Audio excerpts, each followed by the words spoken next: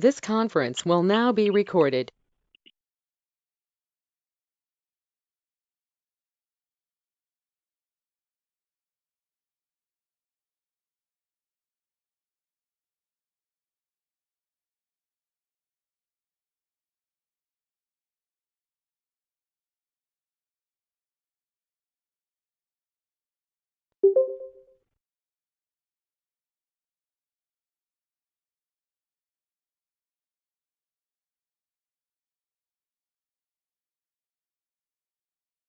Tonight, welcome to Targeted Massachusetts Northeast Conference.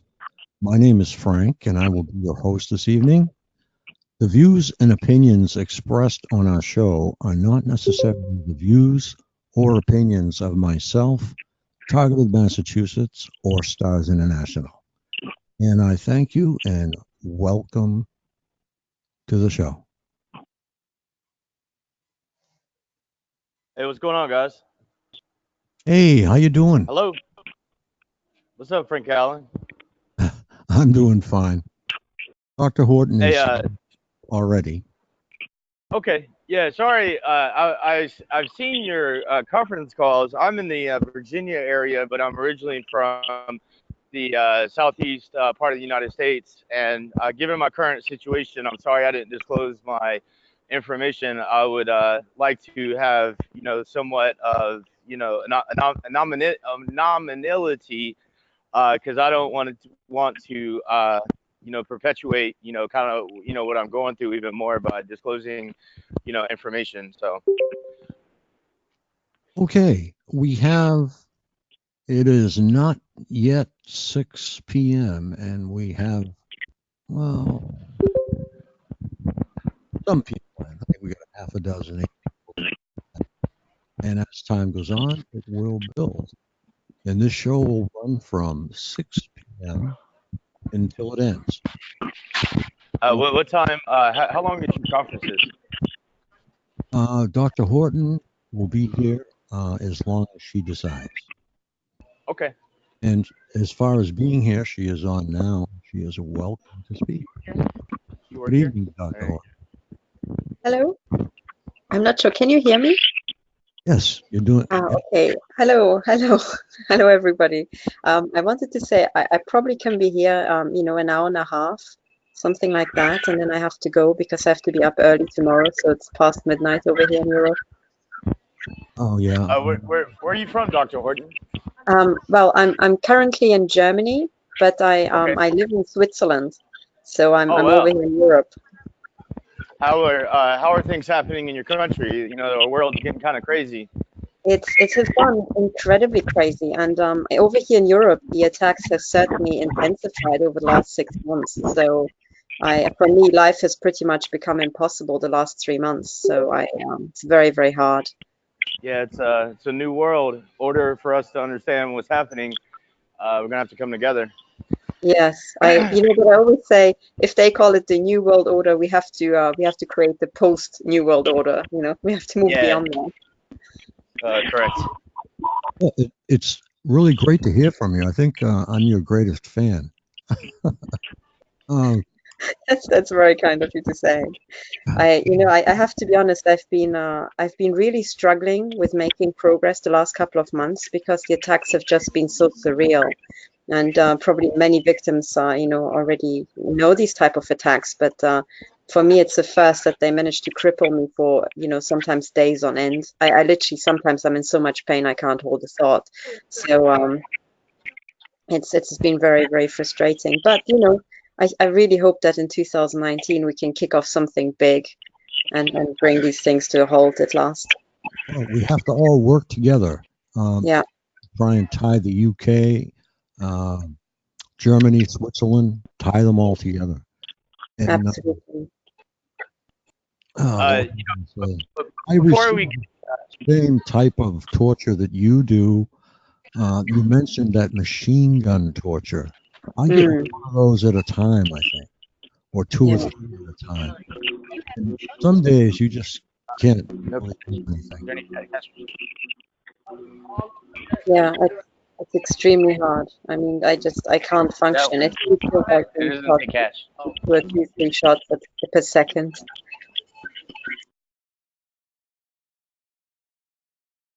Okay, I'm going to mute the room, and my reasoning behind this is Dr. Horton is not getting any space. Dr. Horton, you still with us? Yes, I'm here. Okay, I just wanted to make sure. Yeah, we have a lot of noise on the line tonight, so I figured I would mute the room, and people can unmute hitting *6 as they feel necessary to speak. And you people with computers, just make that orange microphone green.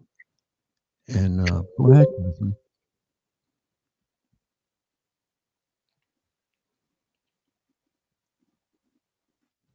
I just thought we might.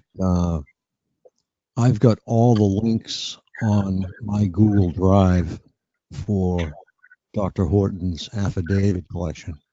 And I also have a link to Open Office and a link to her instructional video. So I will put those in the chat as soon as we get some people here. Yeah, they're mounting a little bit at a time. I must say it was quite a feat to get some people to come in at 6 versus 9 because everybody's been coming in at 9 for years. So to change to 6, it was really something. But we Well, will. thank you, because that's all my fault, because I just I couldn't stay up until 3 a.m., not in the current state. So I'm very, very grateful. But in the future, Dr. Horton, what we'll do is we'll schedule it even earlier, and I'll break the call in half and resume it at 9 o'clock so that we can, you know, have you when you're not at the end of the day, so to speak, and probably being severely attacked and wanting to get some rest. But I appreciate you making the effort to come here, and I'm sure everybody else does too. You have the Well, floor. I'm very, very grateful, and I'm, especially grateful that people are interested in what I have to say right now, because I really think that 2019 will be an extremely important year because so many things are happening. So most of us know that targeting is connected to the black budget and the thefts of trillions of dollars and euros around the world. And I think there's a lot of things happening in the financial realm where people realize that the current system is absolutely unsustainable. And I really hope that we can link up with the people, the whistleblowers in finance, and try to shut these things down. So cut off the money flow. Also work with people in accounting to bring in honest accounting, because there was just a couple of days ago a very important speech by Katherine Austin Fitts where she explained how the accounting rules have been changed recently in the United States, and now there are entire black budgets that are unaccountable to anybody. So in other words, we have a huge, not just you in the US, but we have the same thing in the European Union. You have these hidden pools of money, and people can run their private armies from that. And they're absolutely unaccountable to anybody. And, sometimes they even have these national, so-called national security protections where they can keep everything under wraps. And that is, I think, the recipe for just civil war, because a huge organized crime cartel that we have around the world will just run riot in our countries. So I was extremely shocked to learn this, and I really recommend listening to Katherine Austin Fitz's interview on Greg Hunter. It's the most recent interview she did on USA Watchdog, and it really spells it out in detail, and it is just horrifying. And one of the things that became clear for me was we either do something about it now, as in right now, in January, February, and spring, or we're done for. It's really that bad. And one of the things that have been extremely horrifying is to watch what happened in California, which to me looks like pretty much a mass extermination of Americans happening, under the control of the US Space Command. So things are extremely bad right now. And well, personally, I mentioned before the start of the show that I've been attacked extremely, and now it's I know that it's nothing special about me, and many targets are, you know, in exactly the same situation. I'm just telling you that, you know, the audacity of the attacks has become so, you know, so egregious over the last 4 months. I really feel like they are, you know, they are preparing for their home run. And this is now, I think, the moment where when we all have to come together and we have to form one solid brick wall and do what, you know, the late Dr. Paul Marco, my former colleague, said. He said that, you know, when you have a dangerous animal, monkeys know how to deal with it. They kind of hold hands, they encircle the animal, and then they start moving in on it. And I think this is exactly what we have to do with these predators. But for us to be able to hold hands, we have to connect victims across the world, from the US to Europe to Japan and South Africa and Australia, and wherever these crimes are happening. And we also have to connect across fields. So we have to connect up with the whistleblowers in finance and, you know, whistleblowers in accounting and the medical field and so on. And I think it's, you know, I think when people start talking and sending information to whistleblowers in finance, they'll realize that they will know more about this weapon system and targeting than people in finance on other fields. Because, you know, some victims have been in it for years and years and have read everything that there is to know about these topics. So I really think that now in 2019, for the crime cartel, the gloves are off, and for us, the face masks have to come off. So what I'm trying to push everybody to do is to start talking openly wherever you are, and you know, to whoever you are talking to, start talking openly about these crimes. And this is what I'm doing everywhere. This is what I'm doing in bus stops. This is what I'm doing, you know, in restaurants. I am just, you know, talking to whoever I can meet. And I am so past being ashamed or intimidated or fearful to talk about this, because you know, it's not our fault that these people are so criminal. So it's nothing to do with us. And my plan for this year is to encourage VIPs to start talking about this. And this was one of the big eye openers for me in 2018. So I started offering consulting in 2017, but it only really took off in the second half of last year. But then I really got to talk to all and sundry. And I can't say the client's name, but I can confirm that everybody is targeted. And with everybody, I mean politicians, judges, Hollywood actors, you know, IT professionals, absolutely everybody. But the deeper they are in the system, the more afraid they are to talk about this. And I think we don't have time for these things anymore. We don't have time to have any sort of, to be timid or shy. We have to go at it. So in 2019, I decided to scream even louder, encourage everybody who I'm meeting to start screaming louder. And then I now want to put the precise machinery into place to start filing for injunctions. And for me, the logic is the following. I was trying to write up my case, but the attacks have become so severe. I'm so crippled, I can sometimes barely hold a thought. And I'm pretty sure that other targets are in the same situation. Those people who have children are also fearful for their children and their families. So in this type of situation, one cannot prepare a court case while the respondents are gunning us in our own home. So there is another way that's precisely designed for these sort of situations, and that's the tool of the injunctions. And if I'm just in the background, I'm just going to bring up the Wikipedia page for injunctions and just point to the precise phrase, which pretty much encapsulates what's so important about them. So according to Wikipedia, which of course is not a legal, you know, tome, but then again, injunctions are so ancient that everything that there is to know about them now fits into a Wikipedia article. So it says the injunction is an equitable remedy, that is a remedy that originated in the English courts of equity. Like other equitable remedies, it has traditionally been given when a wrong cannot be effectively remedied by an award of money damages.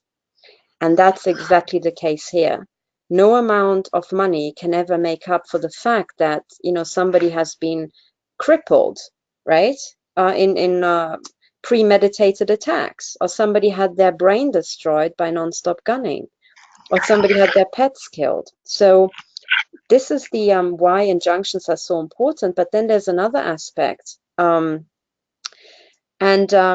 So, you know, the very first sentence of Wikipedia says an injunction is a legal and equitable remedy in the form of a special court order that compels a party to do or refrain from specific acts. So, you know, for example, an injunction against the US Space Command for gunning with satellite-based weapons would be nice, you know, or, you know, an injunction against the fusion centers and InfraGard and the DHS and all the equivalents in Europe against gang stalking psychological terror would be nice, right? And other things like housebreaking, deletion of data on external hard drives and so on. But the really important thing is the second sentence on the Wikipedia page. It says, when a court employs the extraordinary remedy of injunction, it directs the conduct of a party and does so with the backing of its full coercive powers. In other words, when you are asking for protection under an injunction, you can use the full arsenal of a court, because the most important thing is then to preserve the status quo and not allow another party to cause damage before the case has been settled. And it is for these reasons that I think the injunctions are, you know, the best. And also the way I experience injunctions, they are almost like litigation light. In most cases, they are, you know, preceding the full-blown litigation that's aiming for damages. And what you have to show in these injunctions is, you know, you have to show that there's a reasonable, you have reason to believe, and there's reasonable grounds to believe that the other party will do something. And if you have the evidence that you have been, you know, shot at with directed energy weapons, or maybe that your house has been broken into, you have that. So this is now what I'm going to do in 2019, and this is the logic behind it. It is because I really think in civil society, that's the last place where we can go, right? The police doesn't help us, the hospitals don't help us, the politicians don't help us, and the judiciary is the last, you know, pool of power that we can access. So this is why. And then at the start of the year, I brought about a week ago, I brought out a video saying the plan for 2019, where in the middle section, I explain in great detail that I'm aware how corrupt the judiciary is, and I'm aware of all their problems. But I still think out of all the other options we have, they are the easiest to recapture. And when I say recapture, it already implies that they are captured by organized crime. They are captured by corruption. And it shouldn't come as a surprise to us when we hit the first signs of corruption.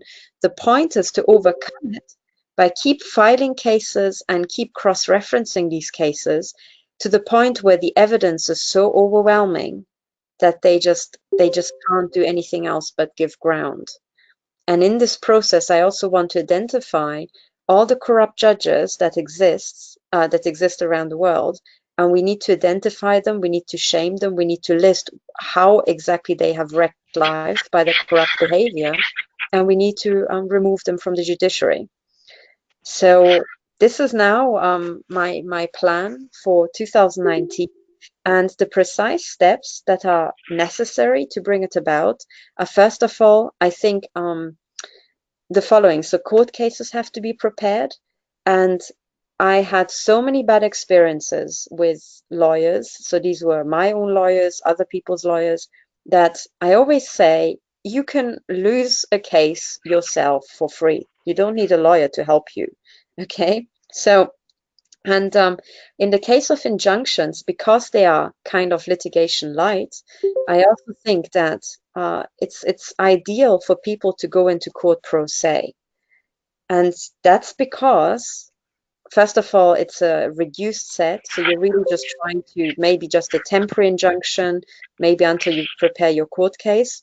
You know, so from that point of view, it's kind of much less formal. But the other reason why people should have the courage to go pro se is because the more egregious the case, the more obvious the case, the easier it should be for lay people to argue it.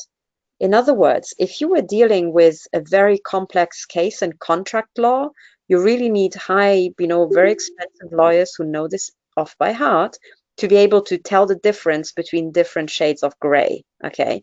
But if you have total black and white cases, like somebody's trying to repeatedly kill you over several years, has killed your pets, has tried to kill or harm your children, well, it doesn't get any more clear-cut than that, does it? So I think in those cases, we can do without the lawyers as long as we give every person who goes into court pro se the full backing of the entire community.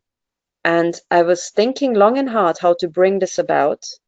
And I thought step number one is that all the victims can start filling out this affidavit template that I made, which is it's a really quick tick box format, and is trying to just, bring down on paper, to have it black on white, what type of crimes each one of us has suffered. Because as soon as we do that, one can go through an individual case and see, hang on, there are so many criminal offenses this person has suffered, it is statistically impossible to come about by chance. So there has to be some program behind it, some form of targeting. Somebody is targeting this person. And then when we compare many such victim affidavits across the board for each offense, we can suddenly see, hang on, there are all these hundreds and thousands of people reporting exactly the same type of crimes, and they are not related to each other. They started complaining about these things, at different times. There must be a big program. And we can do this locally, we can do this nationally, we can do this internationally, and we can prove that they are really local, national, and international programs at work. So that's the first step that we need, I think, for the injunctions. And that is the victim side. So with that, we help every victim to back up his or her statements. And my dream is that a victim could go into court and say, look, Your Honor, this is my affidavit here. It's virtually identical in the type of crimes I'm reporting to these 200 affidavits I've downloaded. They are all from the United States and are virtually identical to mine. So there are these programs. We are victims of these programs, and we want an injunction from these institutions that are most likely targeting us. And in the case of satellite weapons, that would be the US Space Command. Some people have evidence that the police is involved, me included. Some people have evidence that the military and the intelligence agencies are involved, and I believe they're all involved. So we should just start filing these injunctions and say, okay, we all know that this is going on now. That's it, guys. We're fighting this in court. We're bringing this on paper. And once a victim has an injunction, any further housebreaking or car sabotage or I don't know what, shots with poison darts and directed energy weapon attacks and killing of pets is, for the other side being in contempt of court. It has been stated that these things are going on. The other party has been asked to stop doing those things. If they continue, then the entire force of the judiciary has to bear down on them and make them stop. Now, in detail, how that would go about, I think, we could start with having the heads of the intel agencies removed and jailed, and so on and so on. And my goal is to have the victim affidavits ready in the next, so January and February, because it's just a tick box survey. And then starting in the spring, I would like by then also to get templates ready. So templates for victims, how to file for an injunction in the United States, how to do it in the United Kingdom and in other countries. And this is my plan. And I think that my idea is to work with these templates. And then a victim would go in, argue his or her case. And then if it's turned down, despite all the evidence, we can look at the reasoning. And then the next person goes in. So keep hammering the courts and don't give an inch, then the next person goes in and we look. We maybe improve on the reasoning, and those people who have been turned down, we don't forget about them and leave them by the wayside. No, they will come in at the next iteration at the appeal level. So we can just keep filing these cases, which are virtually identical, and then see, why are they turned down? And then keep improving the reasoning for absolutely everybody, and keep referring to more and more evidence and more witnesses coming forward, and so on. And keep doing this until somebody gives ground, and I think as soon as we start doing this systematically, people will be surprised how quickly these judges crack, because they have to make a career within the judiciary. And when it becomes known that somebody is corrupt to the point that they are blocking Americans from their right to life within America, I think the news of that would be spreading rather fast. So this is the plan. So I'm now working flat out on getting the legal machinery in place, but there I need help from the people in the US. I'm going around and I'm advertising these international affidavits, and also I have published on my website the affidavits that have already been returned. So if people want to see what I'm talking about, they can go to stop007.org, and the second link in the news, the third link. The third link says first victim affidavit submitted. And if people click on that, they will see that there are now a total of 5 affidavits, 2 of which are from the US, 1 from Canada, 1 from the UK, and 1 from Belgium.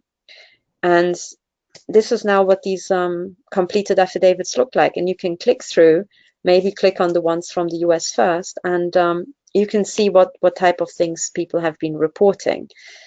And I can also tell you that these are the first courageous individuals that came forward. But since seeing these answers, many people have contacted me and have said, okay, I'm going to fill one out as well.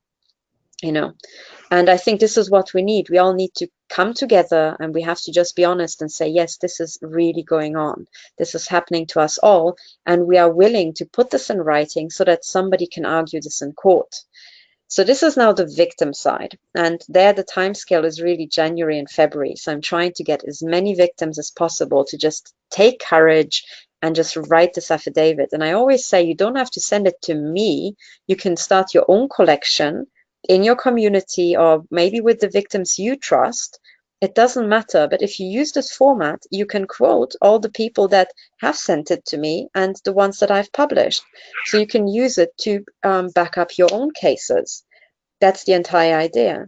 So I hope to have this, well underway in January and February. And then what I'm also trying to do at the same time is I'm going around and I'm talking to experts who are maybe experts in microwave technology or directed energy weapons, or maybe implants, or even the black budget, or corruption and intelligence in the police forces. And I'm asking them to put what they have observed and what they can testify about regarding this criminality. I'm asking them to put that in writing, like Ted Gunderson did, because once it's in an affidavit format, any court case can use it. So that's my suggestion. I would like to stop here because somebody asked if they can speak, and I want to make this really interactive and just answer questions. Maybe that's the best way to run it. Would that be fine, Frank? That's fine, sure. Go So ahead. I think it's Jay Anon who said, "Can I speak, please?"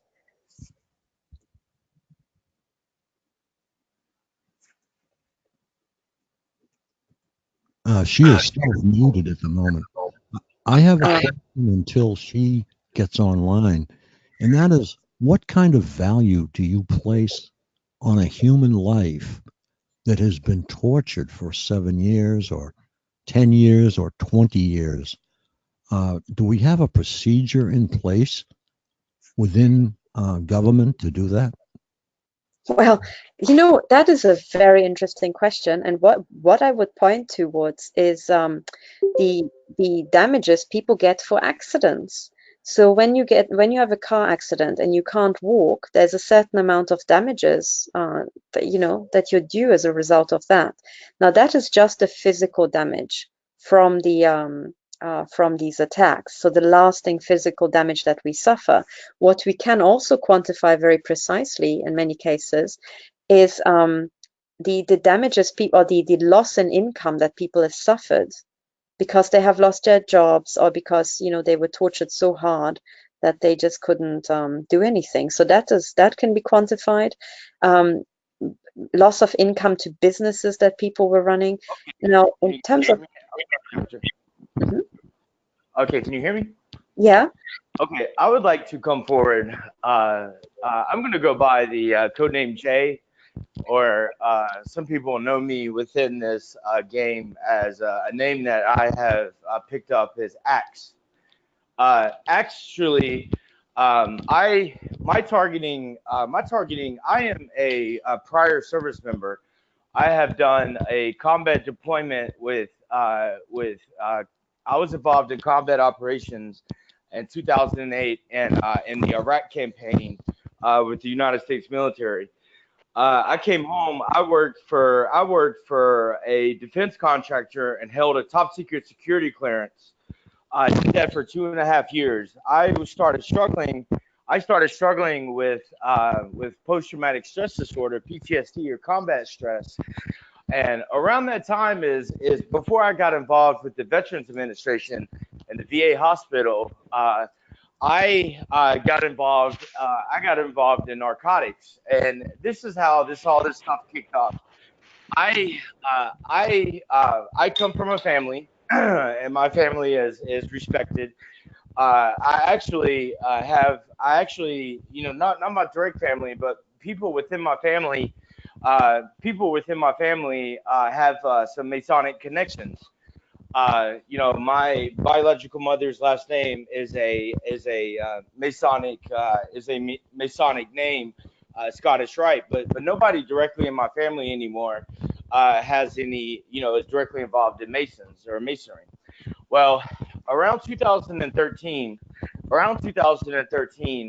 my family was threatened.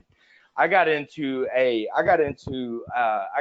some conflicts with federal law enforcement because that's when the targeting began. I was told that I pissed off the wrong stuff, and to me, I was a stupid kid. I didn't realize, the game, or we call it a game, but it's not a game. I didn't realize the covert wars that had been taking place. I went into the VA hospital, and around that time, people told me that I am a target. I didn't really know what I was a target. I didn't really know what I was a target of. But I kept hearing that.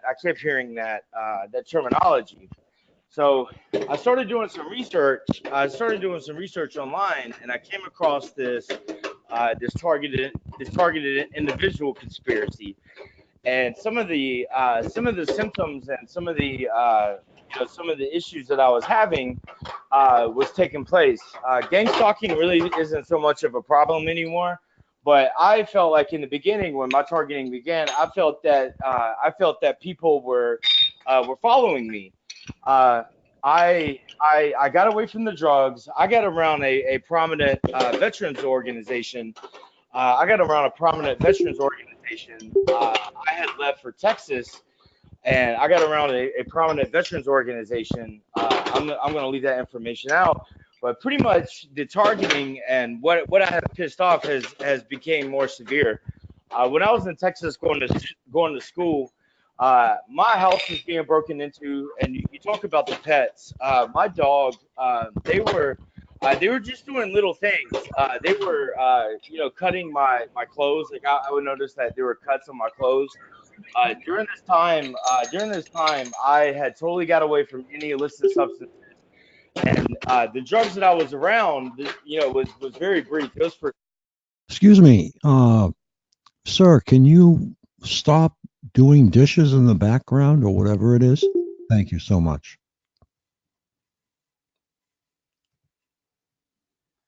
I'm sorry to interrupt, but it was really hard on my ears, so I'm sure it may have been hard on everyone else's. We got one complaint from the chat. Go ahead, sir, if you choose to.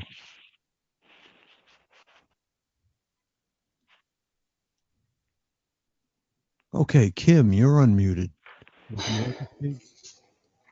Hi, yes, I am unmuted.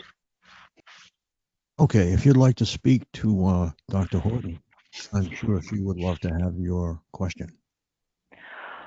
Hi, Dr. Horton.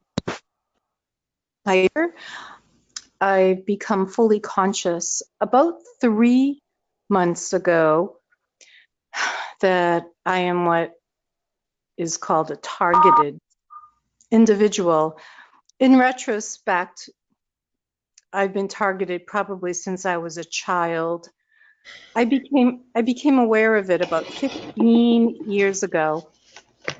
And can you ask her your question? sorry, I'm a little nervous. I have some social anxiety. Sorry.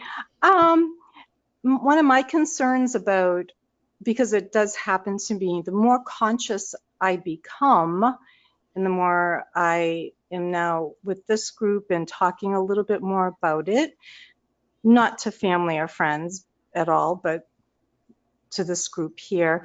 And I did contact the attorney who was helping the Cuban diplomats from the Cuba crisis back in November. The targeting seems to be increased every time I become more conscious of it or think about or decide to do anything about it. That doesn't mean I'm not going to go forward with the affidavit. But I guess my question is that typical? Yes, I think it is, and it's so prevalent that in fact in the affidavit itself there's an entire section dedicated to retaliation for filling out the affidavit, and that shouldn't be daunting because it happens to all the victims. I was assaulted when I talked to lawyers. I was assaulted when I worked with the university to find body chip scanning or try to conduct the body chip scanning. So every single time we try to fight back, of course we get hit, but I think we have to push through that. However, while they are doing that, my strategy is to weaponize everything that they do against them. So if they attack us, then we all need to testify that they are attacking us for trying to fight back. And in court, that has a real value because what it means is that the other party in the litigation is essentially trying to pervert the course of justice, you know? So we can bring that in as well. Can I speak, doctor? Yeah, sure. My apologies. I didn't know you guys could hear. I'm in a temporary apartment and I'm waiting for the homeowner to get back. So, anyways, fast forward 2 years. A mess happened. I have had attempts, flat out attempts on my life. Currently, I am fighting for my life. I never experienced I never experienced these electronic attacks. And if somebody would have told me in 2012, before this started happening to me, that this was real, I would have probably been really skeptical. But last year, about 15 months ago, is when the electronic attacks started happening. And oh boy, they were trying to assassinate me through this technology.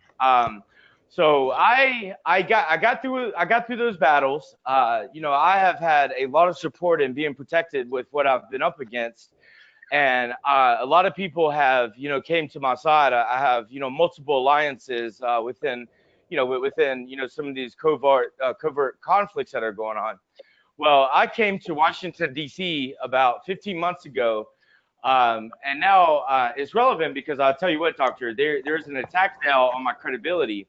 I did not disclose any information. I don't talk about the electronic harassment. I really don't talk at all because I noticed the more I talk, the worse it gets. It's like a volume. Well, I was told with some context that I have from the Department of Defense and people that are involved in our government, I was told that I need to leave DC and not bring my drama to this area. I committed a crime allegedly, and I'm still going through legal litigation. So I apologize for the for me trying to protect. But I ran out of money. I'm a disabled veteran. I'm 100% disabled as far as service connected due to combat stress and TBI. Well, 3 days before payday, I took a cash donation box. Not that I'm a thief, but I was really trying to get out of my situation. The police, are you still here? The police arrested me. The police arrested me. The police arrested me, and I finally, for once, I got connected to. They got me out of jail, and some civilian networks, told me, they're like, "What are you going through?" I was like, "Listen, I don't understand it. I don't understand."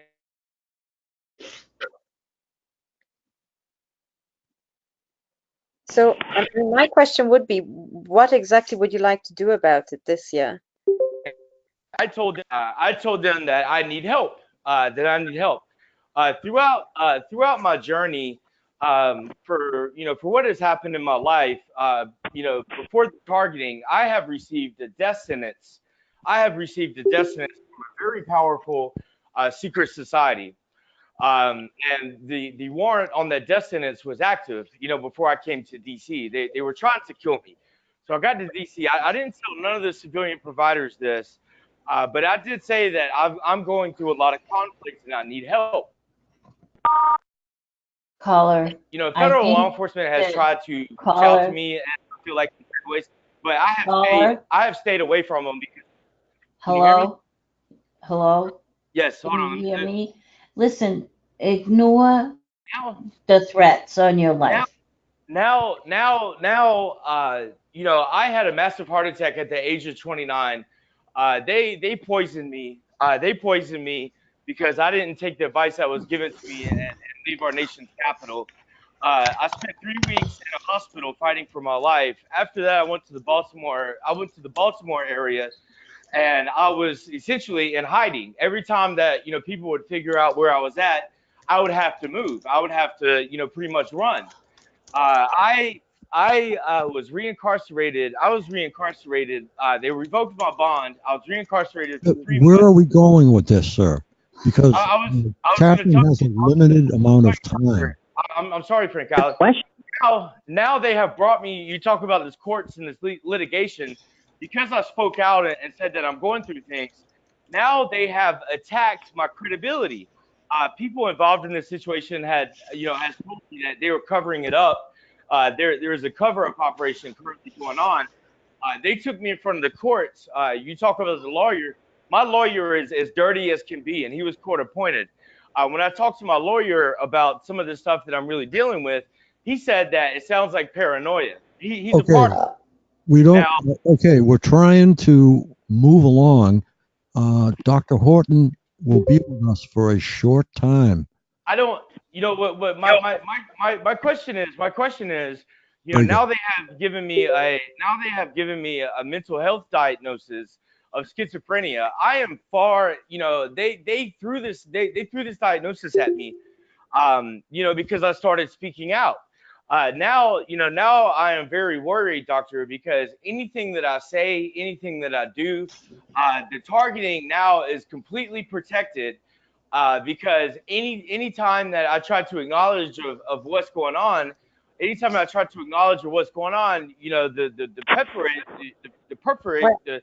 perforator. I'm terribly sorry. I had to relieve that gentleman. Because... Well, I think I have some ideas. Okay, so for me, the key thing was the following. In the very beginning, he said he was ex-service personnel. If you're ex-service personnel and this happens to you, you get all these entrapment operations and assassination attempts, because that sounds pretty standard, and then you get this so-called diagnosis for schizophrenia or whatever, you can do the following.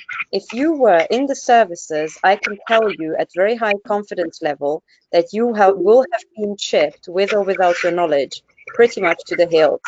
In other words, if you have ever worked for the military, and that might even be the case if you work for the police service, but most certainly for the military and the intelligence agencies, and you were in them, you know, after the 1970s, you will have been chipped with or without your knowledge. In other words, if you want to annul this diagnosis of schizophrenia, all you need to do is find one little chip, and that's it. Because that means, you know, you can prove in court that they have used your body against your consent. So I think this is how I would go with this case, you know. Dr. Horton, thank you, Dr. Horton. I'm so happy to hear your voice. I have a question regarding the injunction. I have filled out the affidavit to the best of my knowledge. I know I could probably do a little bit more with it. And I definitely know I could add on some addendums and some exhibits and things with the different numbers in the affidavit. The injunction, though, I was thinking about taking the affidavit to the court just to have them notarize it. I had it notarized at AAA. I think it would be better if I had it taken it to the court system, the civil court downtown in Pittsburgh, and have them notarize it. I think so. Yeah, that's Okay. certainly a good idea. Also, too, I got a complaint form from Harrisburg, which is it's a town outside of Pittsburgh, and they also have 461 judges at the civil court there. It's just amazing to me how many judges are at the different levels. And I filled out this complaint form, and they stated that if they read my case and they thought it was something that, you know, was adamant, that they would probably, you know, go forward and have even maybe have a trial. But it's just it was just a complaint. So I'm kind of confused because there's a civil court, you know, right here downtown in the city that I live in. Then there's a court system that's in like a suburban area, but it's the state capital. So, I mean, I'm at the point where I've been so tortured and targeted that I do get targeted and more tortured when I go and look at your videos and start doing these things.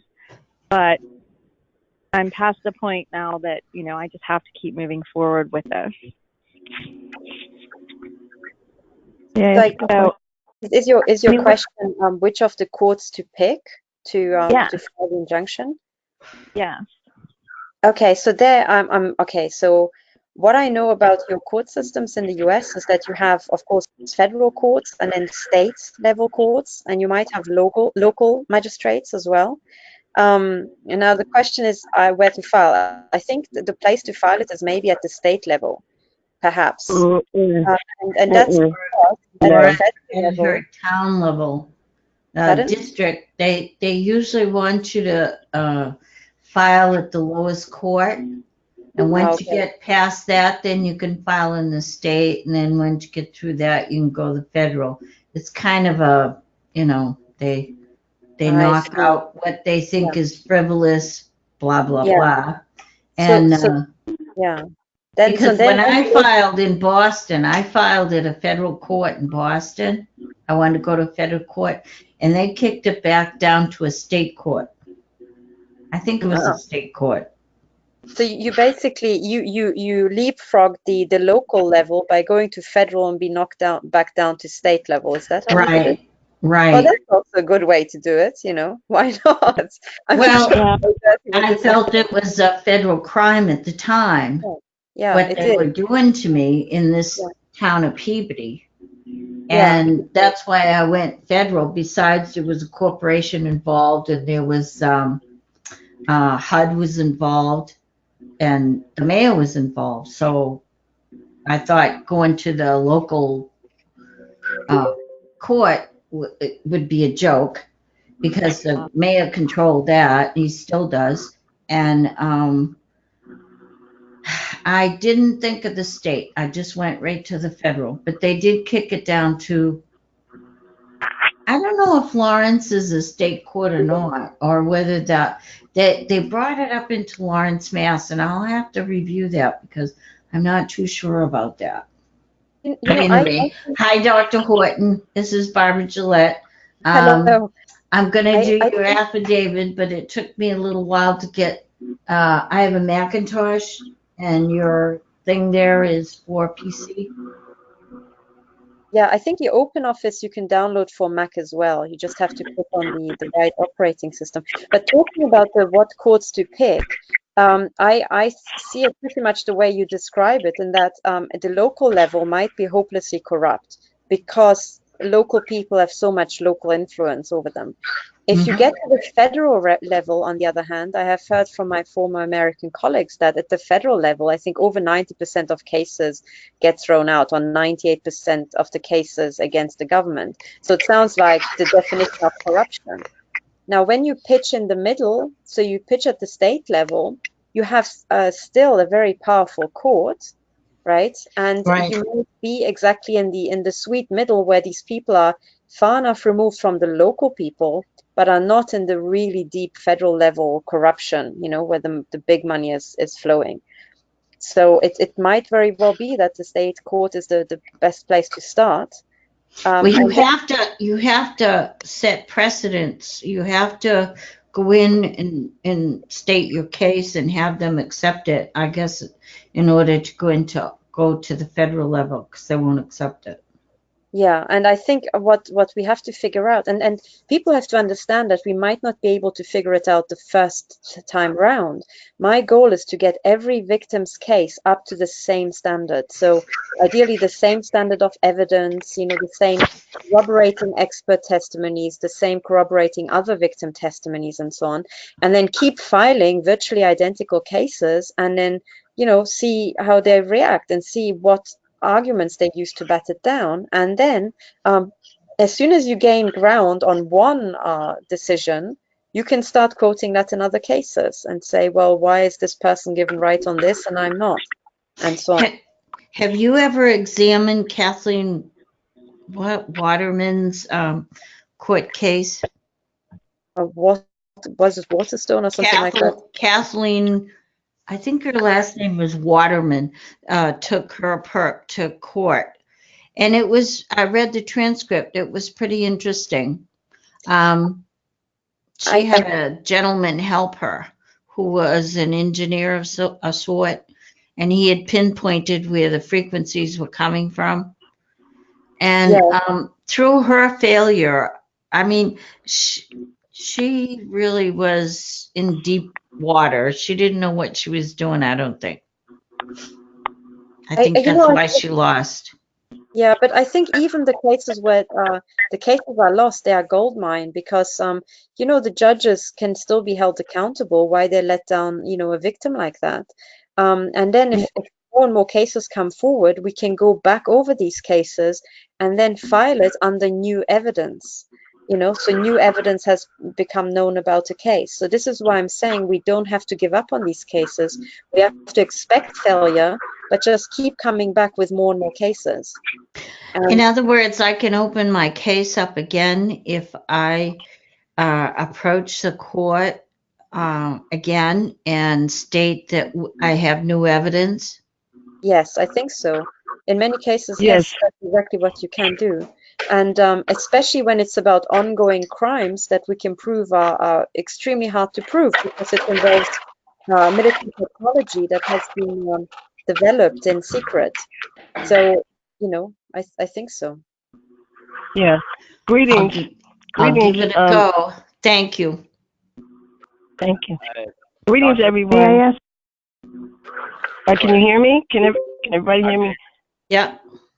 Okay, listen. Hi. I'd like to say greetings to everyone in the room tonight, and thank you to Dr. Horton for all the work that you've done, are doing, and are going forth to do. I am Dr.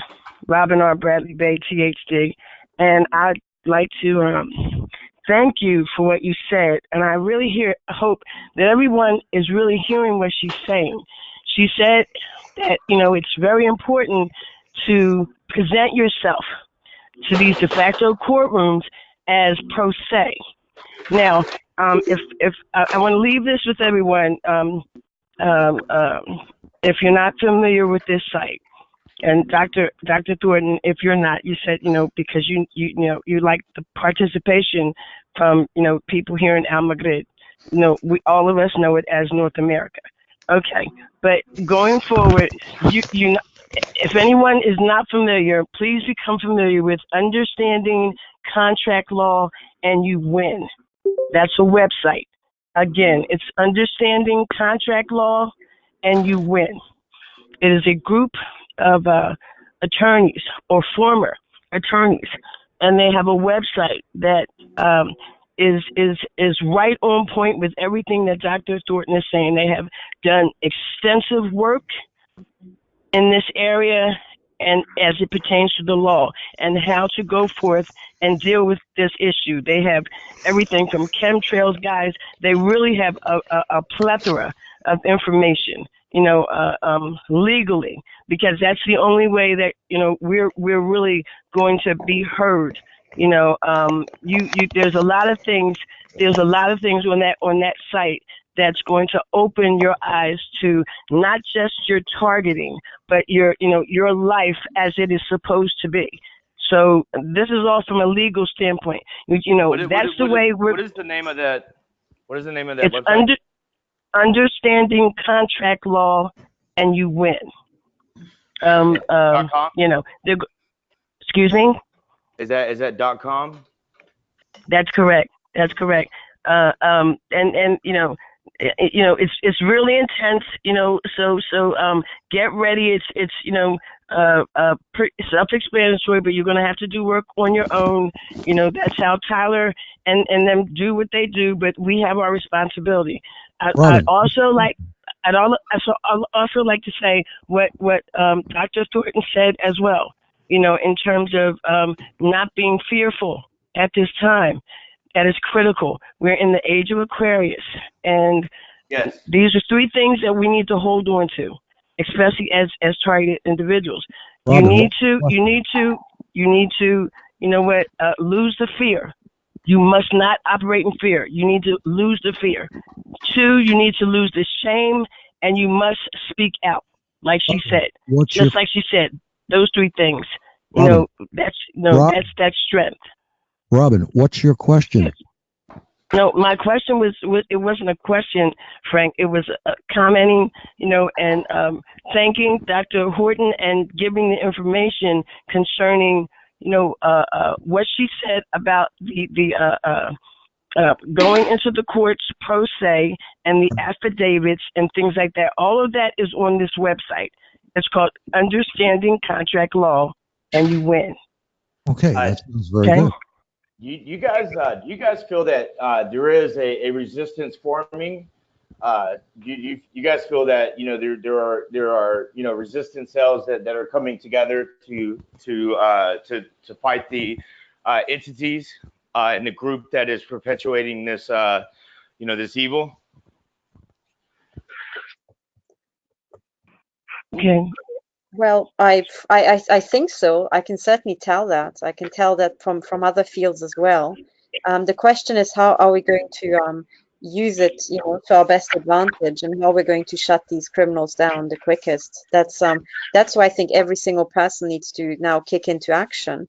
And what I've seen over the last 2 years is that many people think, okay, there's stuff happening, and the more actions are being taken by others, but less likely an individual is going to snap into action.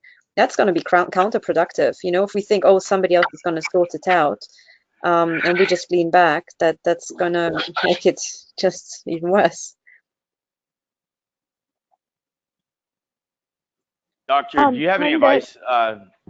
My question is, how do you approach this situation?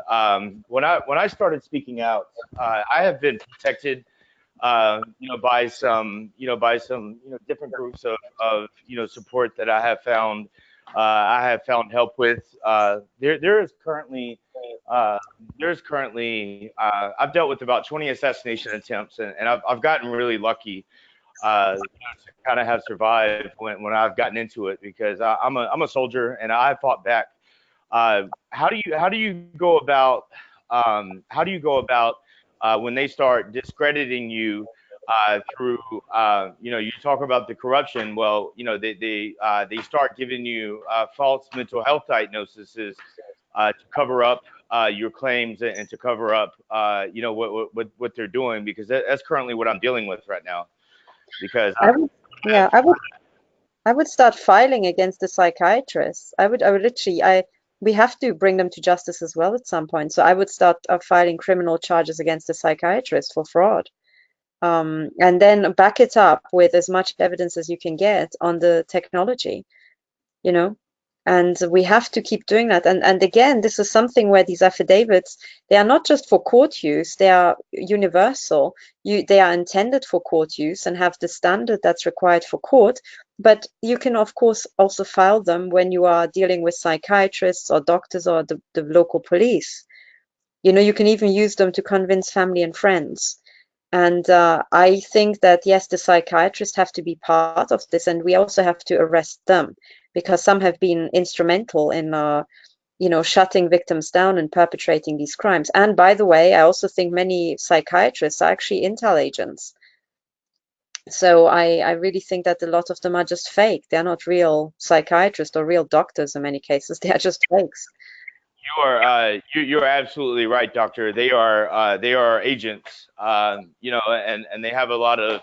I don't want to piss these entities off, but they do have a lot of front organizations and front groups that are being used to perpetuate the the conspiracy. Absolutely.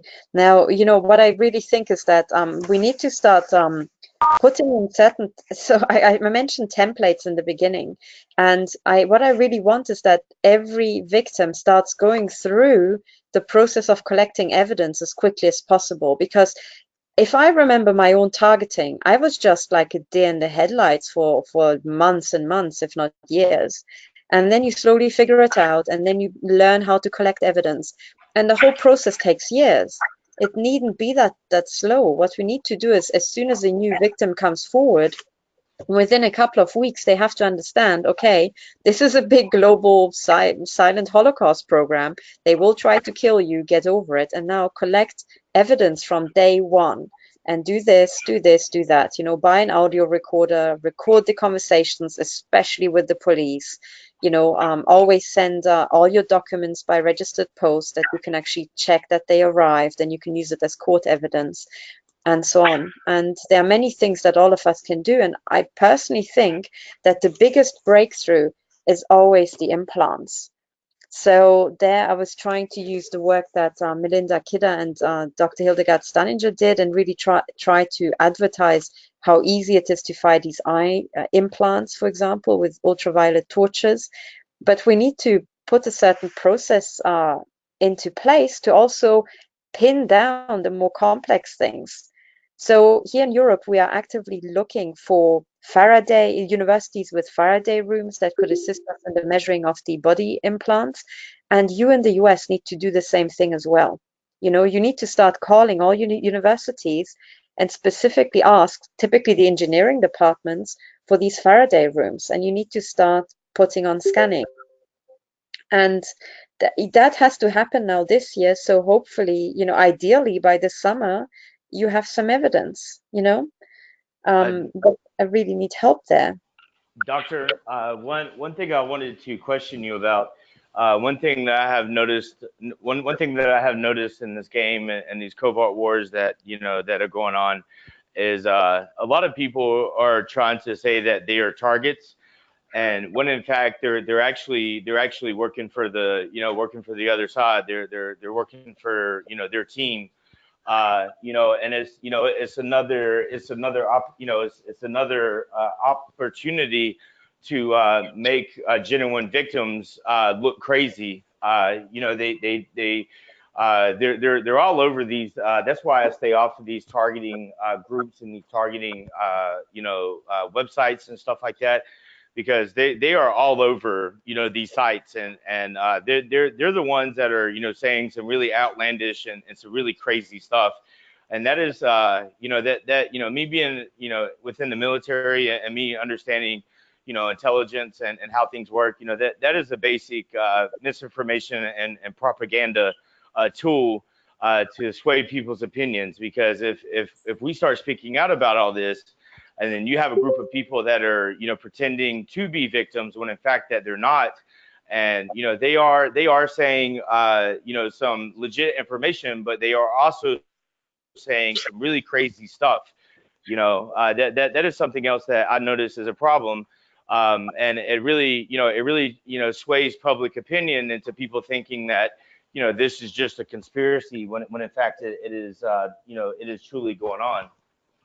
Well, what you can do Katherine, about that is that you can just screenshot all these. So that's why I try never to censor any of the YouTube comments under my videos, because I'm aware that a lot of them are perps, but I want everybody who watches the videos to have the chance to screenshot these messages, ideally with the URL, and then we can subpoena the IP addresses and find out if these people are all government troll factories, which I strongly suspect they are. From my understanding of this, it's a multitude of several different things. I wouldn't say it's the government that is behind everything. I believe that it really is the satanic agenda that has taken over certain aspects of life. So I wouldn't say I worked with the government for quite a while. And I will say this, even though there is some stuff. Okay, Jay. Yeah, good. I'm not going to ask you again. There are many people on this call that would like to ask Dr. Horton some questions, and you seem to be wanting to dominate it. And okay, my apologies, Mr. Allen. I never speak out against any of this stuff, so I don't mean to try to take over your meeting. So my apologies. I'll fall back and just listen. Thank you, sir. Yes, May I ask, Katherine, can I ask you a question regarding what you just mentioned? We do need to go out to the universities and start asking about this. And I actually had a chance. I snuck in to an office where I know it said research, and I thought, you know what? I know I'm being researched by UPMC and CMU, and my brain mapping is going down into this computer that's where I actually go exercise in the same space. It's called Bakery Square. But anyway, there's engineering rooms at CMU, and I see students walk out all the time, and I just think, all right, now how would I go about this?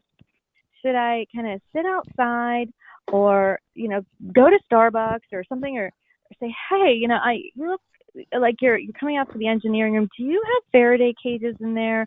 Contact a professor.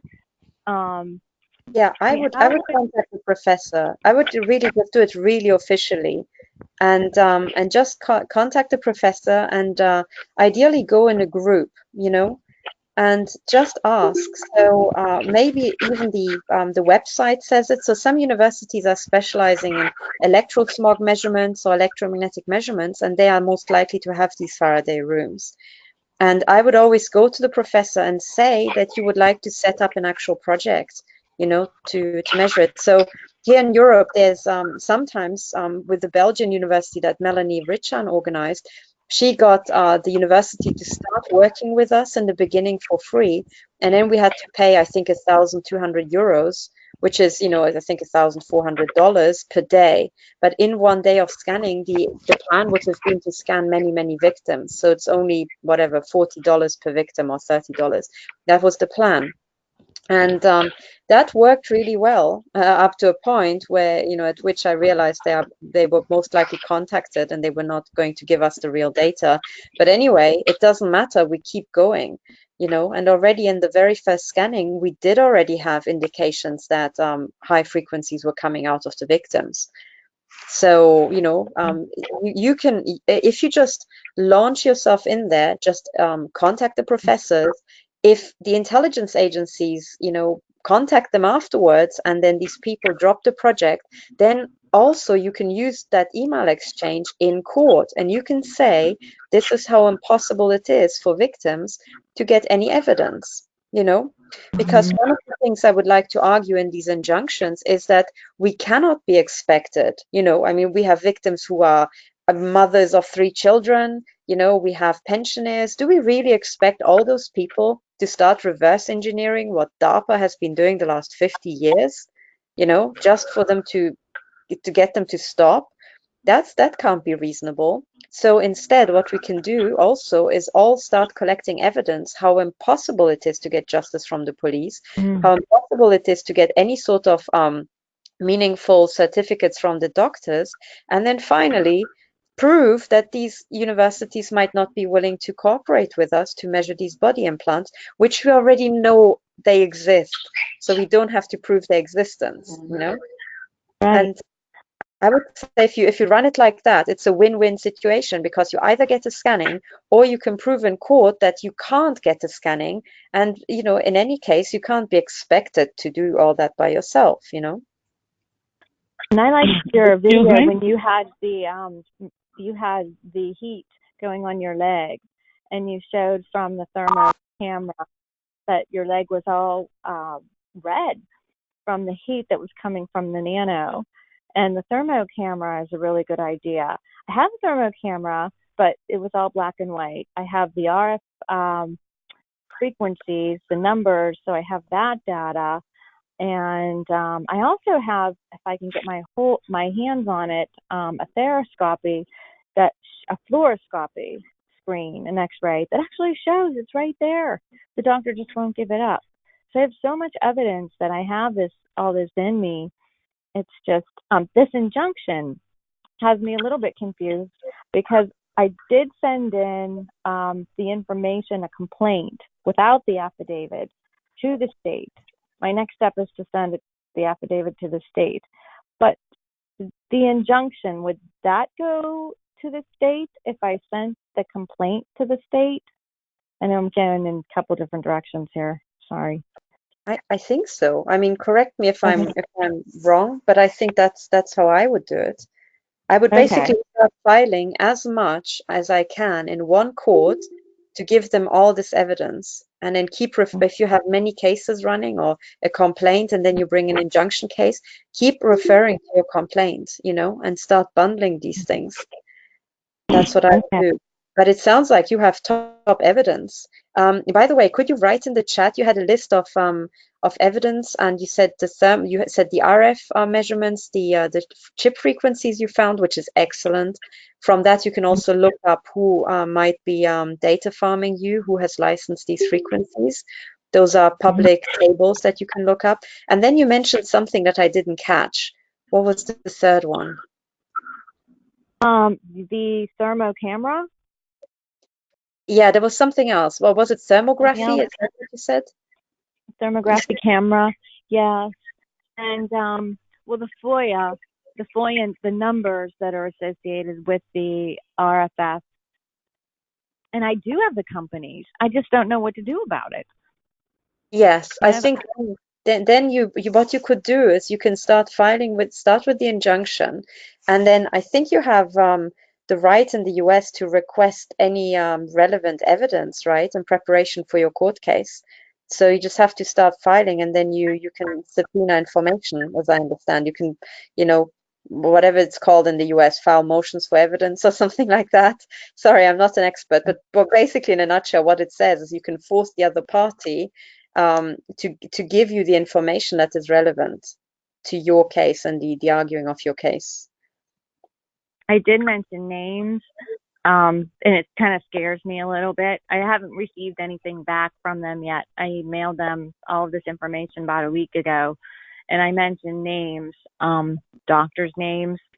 I didn't know, you know, really what else to do, because that's where it came from.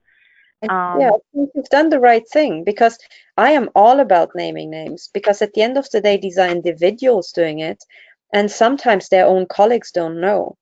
So what I've seen is the way this cartel works is that it takes over an institution and it plants corrupt people. So you end up with this patchwork of criminals and honest people. And we have to understand who the perpetrators are. So who are the corrupt criminals and who are the doctors who are okay? And sometimes they would be shocked to find out that their colleague has been doing all this, you know? And I think this is why we absolutely have to name names. And the other thing is, and when you're dealing with corporations, we have all been brainwashed to think that, oh, these corporations, they are all so God Almighty and we can't do anything. But at the end of the day, an entire corporation is only like one person in court. You know, they're not like 500 people in court. They are one corporation, and they might have high-flying lawyers, but at the end of the day, if you have the evidence, well, nothing can ever make that disappear.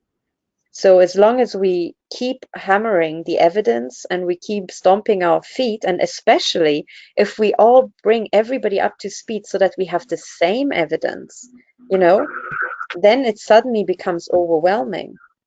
And I also would like to encourage people to really go into court and approach it that in a way, the ideal court case for an injunction is such that you walk in, you explain to a judge what's going on, you make him understand your case, and then he has to recognize that, yes, there's something that needs to be protected, because if it's not protected, no amount of monetary damages will ever make up for it. And that's it in a nutshell. So can I jump in here for just 1 second? Yeah. When you go after a corporation, you have to have a name. When I went after Eastman Gelatin, I used the CEO's name. Yeah. And if you don't know who specifically in your corporation or company or whatever government organization, you have to have a name. End of story. Yeah, absolutely.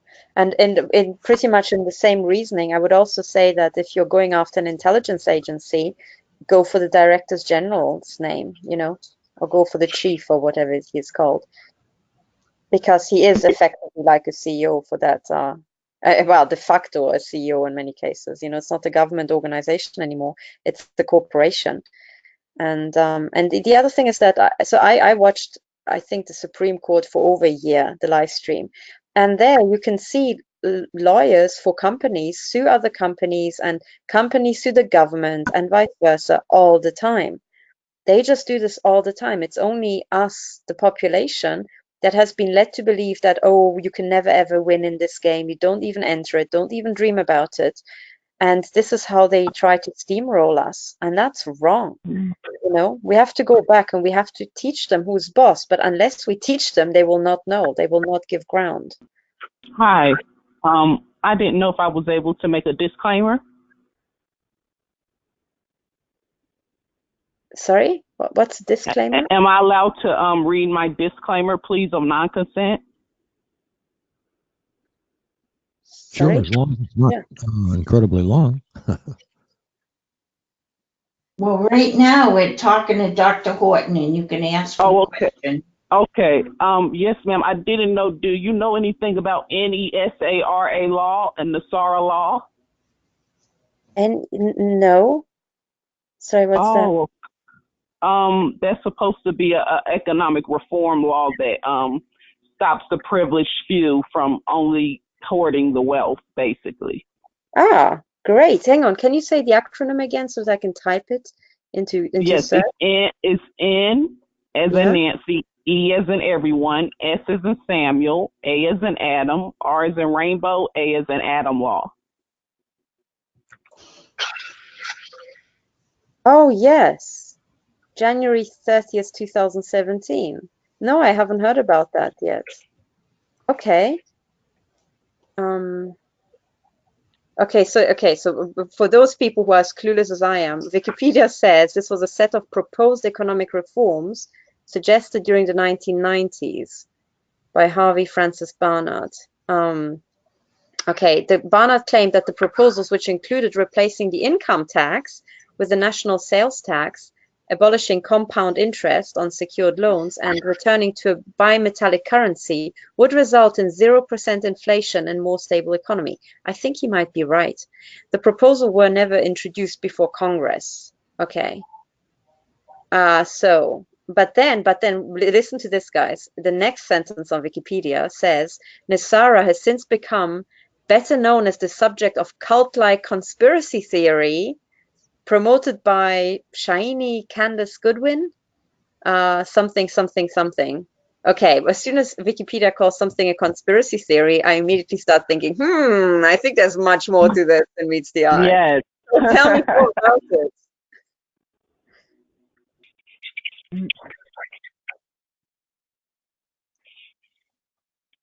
So tell me, what was the point about NESARA? How are you saying that we can use it somehow to our advantage? Yes, that was my question. Will we be able to use that law just to give us some more leveraging balance, ground with them, because it's really hard to have any type of equity and justice when that law is not implemented or even acknowledged. Yes, I agree. Now, the one problem I see on here is that it's I'm not sure if it's a law. I think it was just a proposal. That's what Wikipedia said. Yeah. I see. Yeah, so the first paragraph ends with, the proposals were never introduced before Congress. Oh, wow, that is strange. Yeah, so I'm just reading from Wikipedia for NESARA, but wow. Yeah. But anyway, I have to say, reading just what I've seen here, I think it should be introduced, right? So there's nothing says that you can't reintroduce it. Doctor, can I ask you a question? And Yeah. this is relevant to anybody else listening. Have you ever heard of the terminology, the lab or lab? That is something else that I have been thrown into. I don't know if it's like some type of program or some type of I don't know if it's different than being a target or the targeting program, but from the information that I've pieced together, that there is nothing on the internet or any type of. I also looked on the dark web, because there's a lot of good information on the dark web by people that are posting anonymously. This lab that I have been thrown into, it is experiments. I don't really know what type of experiments. There has been, kind of like seeing how I would react to high stress environments, or see how I would react to a situation. My best friend, we're not friends anymore because he's a part of this. My best friend told me, he was like, what's happening to you, Jay, is you've been thrown into a lab. He's like, you're like a lab rat. He's like, they're fucking with you. I don't know if anybody has heard that terminology before, or if anybody has struggled with that. Oh, I haven't. But that's pretty deep. Yeah, I've never heard the term before. Maybe somebody else has. What, a lab rat? Yeah, they use that term. The security company up in Seattle that uses the homeless for their lab rats on this program. They use that term. Oh, so you've heard that before, lab? Oh yeah, lab rat. So do you know what it is? Is it kind of like them doing human experimentations?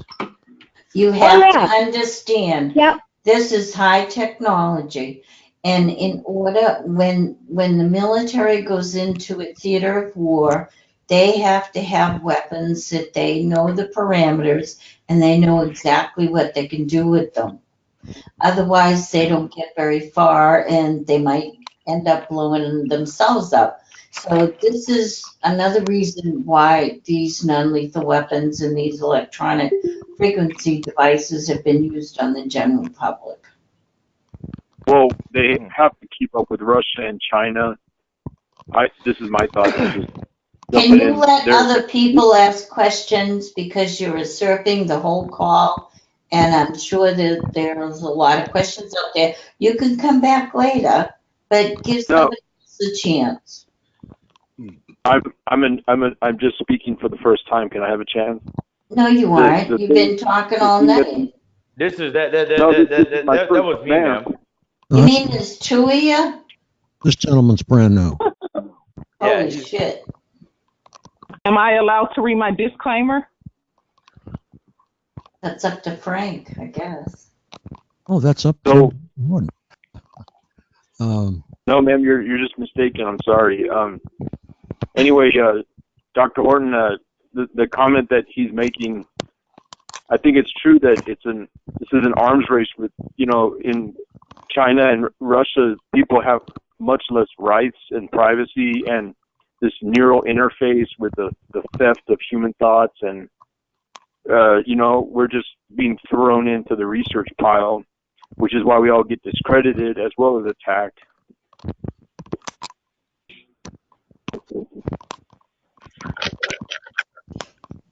Absolutely. But what is the disclaimer? Because there's one person who sorry, what is the disclaimer about? Because that's one thing I didn't understand. Is it where she gets on the she says that she doesn't give consent for them to do any experimentation on her? I was wondering if maybe that was it. Yes, that's what I was trying to ask, if I would be allowed to just speak a small disclaimer, please. Yeah, sure. Okay. I, Jahira Yeaman Nicholson Bell, do not in any way consent nor comply on any conscious or unconscious level to the FBI, COINTELPRO, American Psychological Association, Secret Space, Remote Viewing, MK Ultra, Dark Neurolinguistic Programming, Soul Torture, Fatal Jehovah Solomon Seals, Federal Reserve, Energy Harvesting, Mental and DNA Exploitation, Artificial Intelligence Interference Programs of any kind, according to U.S. Code Title 18, Section 241, and NESARA law that are against my constitutional rights and quantum universal laws. I am retracting all former subliminal consent, cooperation, and demanding the reclaiming of all energy stolen from me by the elite Archon Cabal Illuminati for their necromancy, economic stabilizing rituals in the name of the organic Akashic Guardians for humanity, so I may default only into the highest frequency reality to have all of my soul pieces exist only in my most invincible timeline, restoring sacred justice for all of the oppressed, and so it must be in the name of the organic sacred source of all creation. Thank you. Okay, I would just like to interject one thing here. I've already sent it to Dr. Horton, but the psychiatric community funded the development of V2K in 1974, and it did appear in a psychiatric journal in 1975. So they got a grant for these scientists to develop V2K. Does it say how it works? Actually, it does. You'll have to read it. I can send you the article, Barb. Please do. Okay, I will do that. Actually, if you send it, could you resend it to me? Because now that you mention it, it might be one of those things that have been wiped from my Gmail, which happens regularly. It sounds extremely useful, and I can't remember that I read it, so I apologize. Me neither. But it sounds like something we have to put into the court bundles, especially for those people who have been, put through false psychiatrization. Right, and I had a question too. Sometimes courts are fussy, and I think we should buy the entire medical journal that it's in versus a page, because sometimes the court system gets very fussy and they want the actual book that it came from. What I would suggest to the court, because within science, it is normal to just quote articles from the journals, because every journal is like a little book, but all the other articles would be on other things. And so within science, it's normal to just quote the book, or just quote the book, or just download the article and just present the article. I would say if a court wants that, they can pay for it themselves, right? That's what I think. And by the way, this line of reasoning certainly in Europe, courts have the power to order investigations, which would then be paid for by the state. And I think one of the things we have to make clear to the courts is really quantify how expensive it is to just buy all the shielding, buy all the measuring equipment. If you want to do really professional grade chip measurements, you need a Faraday room, which you might not get from the university. Then you have to have these measurements. If the university doesn't give it to you, it's several tens of thousands of euros sometimes. It's absolutely unaffordable.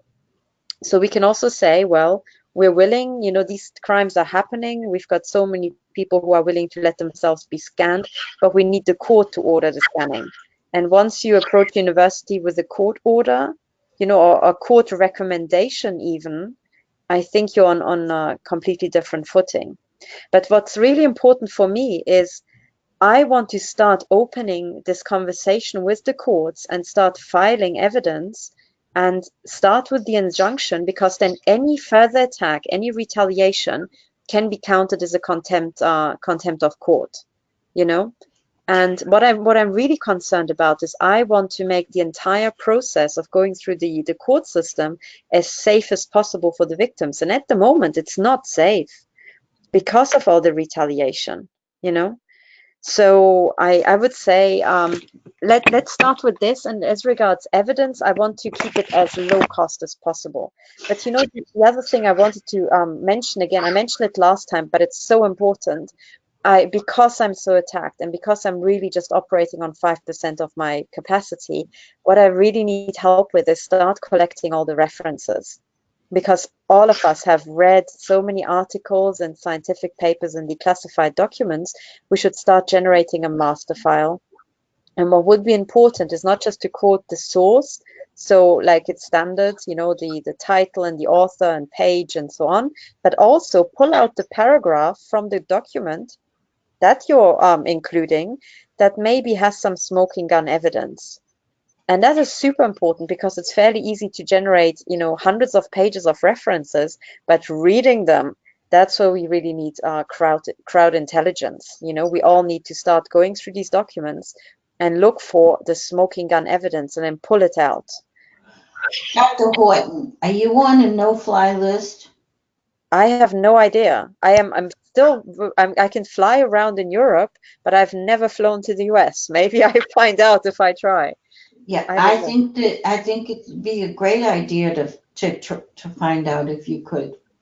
Yeah, I think for targets in general, that would be the no-fly list and the general what's it called, the terror watch list. That's what Karen always mentioned, Karen Melton Stewart. I think is there a procedure to find out if one is on these things? I haven't flown in years. I don't know. May I ask a question? Go right ahead. My name is Luda, citizen of the United States and Lithuania. I speak for myself and other people who are blind with assistive technology. I would like to complete this affidavit, but I cannot as it stands with my programming and my screen reader. Do you have any alternative way of working, not using that program that it requires to complete? In other words, is there any possible way I could use Word, which our assistive technology does use? Because I'm not the only one, more than one of us. Good point. That's a very good point. Because I just didn't have the time or even I didn't even think of that. I didn't even know that Word has this. What you can do is you can try to you can just try opening it in Word. I think the worst that happens is that the formatting gets a bit messed up, but it's not something that can't be corrected later. So I might try that. I've been targeted for over 25 years, and I have a lot to say. Yeah, I can imagine, and it's so important that you actually do get to say everything. Now, should that not work, I know it's a bit laborious, but maybe somebody could help you fill it out, because the current affidavit is really just a tick box thing. What I want to, I should also say that, so this is now the first wave to get all these affidavits done in a way that's very quick to read for the judges, to get a very quick grasp of how vast these crimes are. And that should be enough to start filing for injunctions. And then the next wave should be the detailed affidavits, but they are all very personal. And typically those affidavits can cover hundreds of pages, you know, when it's targeting that's gone on over years and years. Now, in that affidavit form, the only difference is that we can still keep the same section heading. So every item now on the tick box survey would be just a section heading, and then people could write full text, you know. I have submitted more than 300 pages to the FBI, both at the Washington level, because they told me that mine is of an international flavor, and at the local level. And I have statements, the cards that they signed and received the information. So I've done a lot of writing, and I'm an author by trade. So I have a lot that I've kept journals every day. So I have a lot, but I don't know how it's going to fit into an affidavit. You know what I mean? It's so wordy. Yeah, I know. You know what? I think that all your diaries and your detailed evidence would go into the second round of affidavits. Okay, and great. What I wanted, so the reason why I structured it like that, because I realized, talking to victims myself, I realized I'm so overwhelmed by the detail in every case. What I first need to distill it down to is, okay, what exactly did they do to you? So is it gang stalking? If so, who was involved? Your neighbor, your boss, and so on. And then when I've gotten the overview, then I can go into detail. So my idea was to get a very quick survey from all the victims first and put that before judges, you know, because they just don't have the time to read 600 pages from every victim. But then when it's about individual cases and we have established that these crimes exist, then it's their bloody duty to listen to all the detail for every victim, you know. So this is how I want to do it. And that's also the reason why I'm kind of against class actions, because then you're bundling all these very detailed victim stories into one basket. And I don't think that's right. Every victim has an individual right to justice, and this is what we should fight for, to preserve. And I think these two different types of affidavits can be used in many other ways, especially for your ideas, but in other ways we can use them personally as well. Absolutely, and that's the idea. And the only thing that I put in for court is the that it's kind of the signature is it's signed before a person entitled to administer oaths, and it contains the official court oath. So that I was trying to filter out the perps with that, because the perps would then, you know, perjure themselves really if they just, you know, make stuff up. And because these affidavits are there to last forever, they are historical documents, you know, you have between now and eternity to go back and catch these perps and prove that they were lying, you know, with real consequences to them. So that's what I put in. But of course, you can use these affidavits to help convince friends and family and, you know, do all sorts of things. Excellent idea. Thank you very much. A pleasure speaking with you. Thank you. Dr. Horton, do you think it's best to present the injunction in person? Because everything that I've done so far has been either through the mail or email to the state, because it's 4 hours away. I have no qualms about getting in my car and driving, but I just wouldn't want to just show up, you know, with an injunction. Is that a dumb question? I think, no, that's an excellent question. I think in the UK, so in England, you have to show up. I couldn't file for an injunction by post. Maybe in the US it's different, but I tell you that if you go in person, so what I would do is I would get, you know, all your evidence ready and these affidavits. And I think for an injunction, you should also present some evidence, maybe not all, but a very good, you know, smoking gun type of evidence, put that together in a bundle. But then when you file for it, it's really, I think it's worth to go in person just to see the judge. And as soon as he sees you, he gets a feel for you, but also you get a feel for the judge. And I tell you, you can smell a corrupt judge from a mile, typically, you know? And then you can start going out of the court. It doesn't matter how your court case went. If they decided against you in your favor, if it's a corrupt judge, we start writing down their names in a little book, you know? And we say, well, he needs to be looked at. You know, because there's always a monetary incentive to be quite so corrupt or something. And that's what we should look into then. Right. Don't you have to have an appointment, though, to see or the judge? In the UK, so I can only talk about UK because that's the only court I experienced. So I think it depends. So because injunctions are also intended for example, women who are beaten by their husbands, so maybe one day the husband says, I'm going to kill you. And the idea is that a woman can just, go into a court and get an injunction the same day. So in the UK, you just go into the Royal Courts of Justice, for example, in London, you pay the court fee, and then within half an hour, you're standing before a judge, and he has to make a decision on the spot, So this is if you go out without notice. But then if it's something, big organizations, then I think you have to give notice. And with notice, I think you have to maybe file 2 weeks before, something like that, and send it to the other parties, and then you get a court date or something like that. But you have to look at every court individually what the process is. I see. Thanks. Dr. Horton, what are some ways we can protect our information?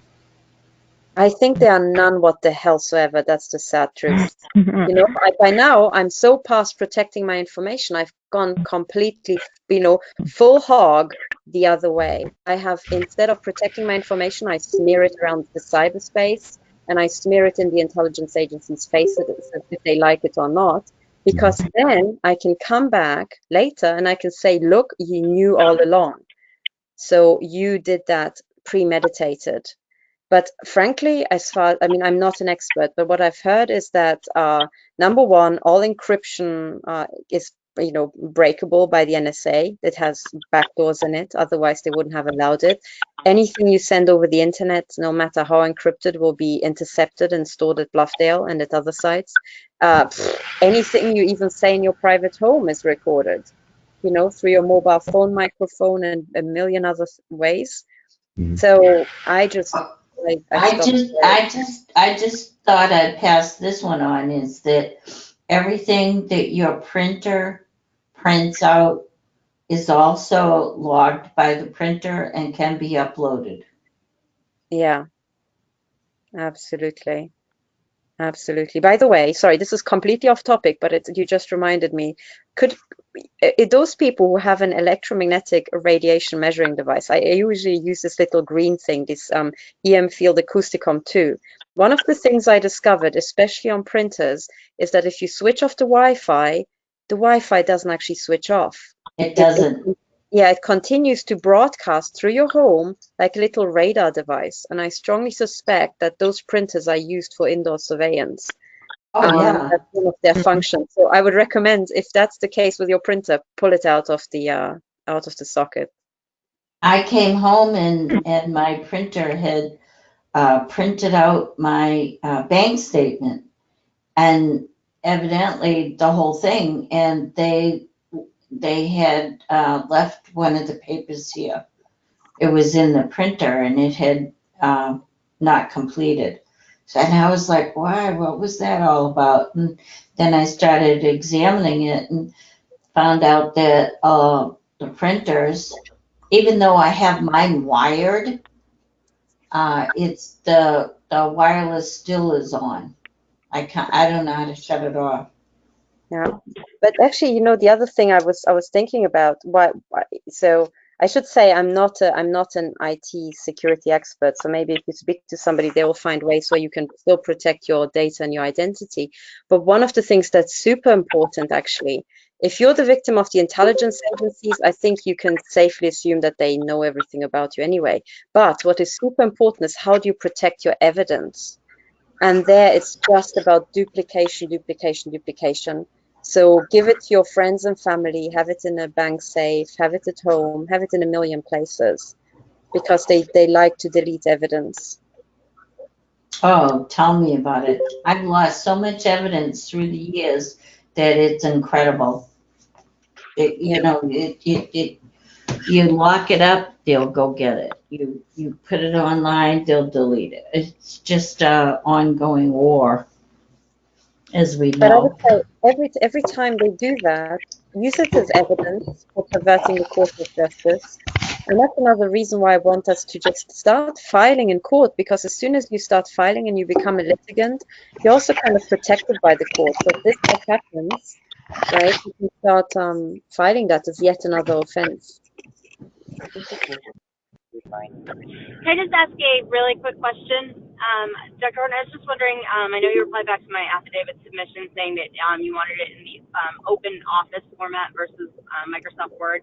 I was just wondering if anybody knew if there was a way to convert Microsoft Word into an open office document, or if I have to download open office, purchase it or find a download and then re-fill out the entire affidavit survey. Well, so first of all, the open office is free. That's why I chose it, because I had to find something that all victims could use across the world, also the ones who have been rendered, impecunious through this targeting. So it is completely for free, and downloading it is like 5 seconds. So it's available for Windows, for Mac, for Linux. I would recommend that just download it and install it. It really just takes moments, and it's standard software, so it's nothing, strange or offbeat or I don't know, sinister. Is there any way to convert, the one that I've already filled out into that format, or do I have to do it over? Oh, that's a good question. I don't know. There might be converters. It could be that if you preserve the format, that I can still open it in OpenOffice. And if there's any formatting errors, maybe they can be kind of doctored afterwards. I don't know. I would have to try. One thing to note is always download open source software from the original website where it's being made. Yeah. For OpenOffice, a good one is LibreOffice.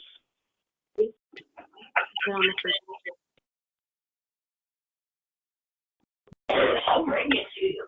Oh no, I don't have to do that. Okay, I'm going to put a few links in the chat. As Catherine would like to do it, I have her link. It's stop007.org/home/burning down Trouble House. David Well, I think the link is broken. I've just seen that there is no treble in this. Hang on, I will just look it up. So yeah, it's just burning down the house /affidavit collection. I've got it here. Hang on.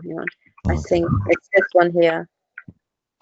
So and then the already returned affidavits, the ones that everybody can already start using to back up their cases, they are uploaded here.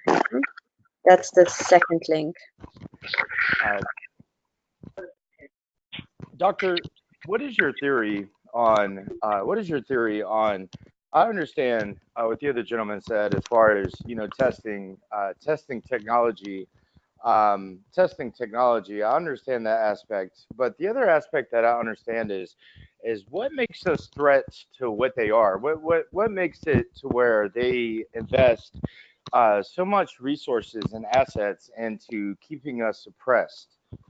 What is the intent? Because if my military training, I understand that people just don't waste money. People just don't waste money and assets and resources on something. If there wasn't something to gain, it would be very much easier for them to just simply murder us and for them to hit us and take care of us instead of spending as much money, time, and resources as as they do in order to keep us suppressed and keep us targeted.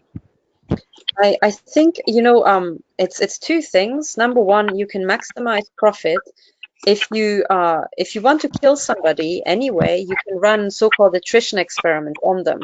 An attrition experiment is one where you cause so much damage during the running of the experiment that the person dies at the end anyway. So by that you make more money. Instead of just killing somebody, you can run, for example, you can do human experimentation on them, you can do weapons testing on them, you can sex traffic them and make a lot of money, and then you can make even more money off them because they will buy drugs to kind of try to improve and repair their health and so on. So that is going on. But then there's a second side, and I think this is not mentioned very often, but I think that has a lot to do with it. What they are running globally is one big UN planned genocide. Okay, so they have genocide quotas for every country, and they want to kill off so many millions in every country.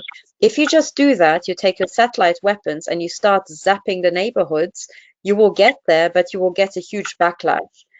And what this crime cartel found out in the Second World War is that you don't get a backlash if you involve half the population.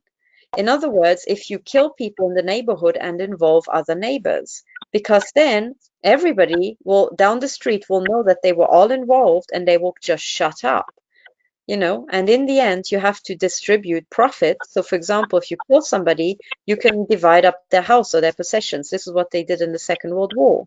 They would kill the socialists and whoever else, right? They would literally cut them off and they would disappear. But then who would get their house and their furniture and their stuff? And then they started dividing that up between the people who did the killing.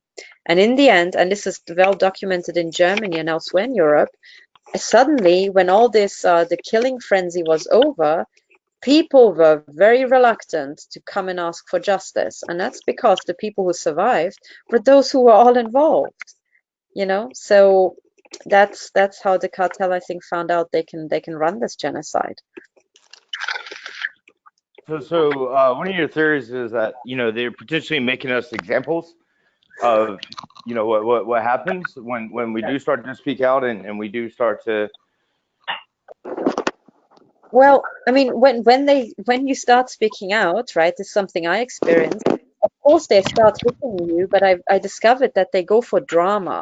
So because they can't keep hitting you at the same intensity, or you start going nuts and you really start fighting back.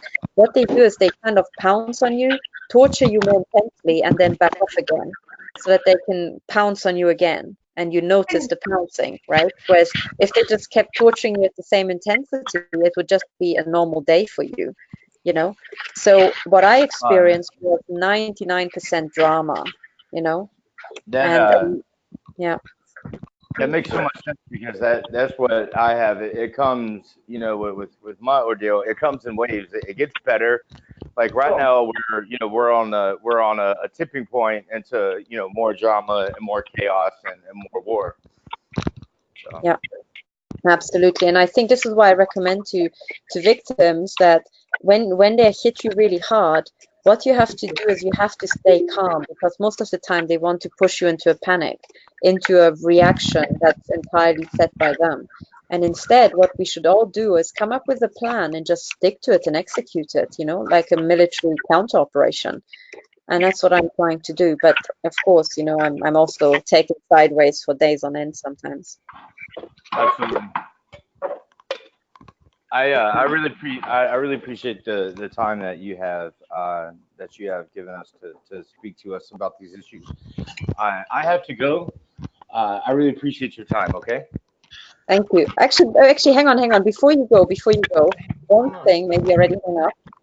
One of the things is that if you are in touch with these veteran organizations, you have to get the veterans to start scanning themselves for chips. That's super important.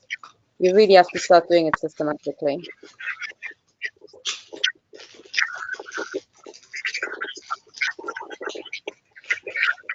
So I have to go soon as well. Do people have any questions about injunctions or the general plan?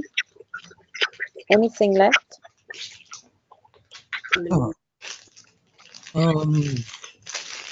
You have a template for an injunction so that everyone can see that? Not yet, but I'm in the process of making it. So that's what I'm working on right now. I'm writing up what I did for my injunctions last time and what went wrong, and then people can have a look and see how they can improve on it. But one of the things that we really need is we need to get. Sorry, I just get some background noise from one microphone. Okay, sorry. One of the things that I really need help with is for people to start researching how to do injunctions in the US, because there are so many victims who are affected. So anything that we can put together would help a lot of people. Yeah, that's more or less a restraining order in the US, I believe. Yeah, exactly. And I think in the US it comes in 3 flavors. You have temporary restraining orders, preliminary injunctions, and permanent injunctions, I think. That's correct. Exactly correct. And then the question is, I mean, what to go for?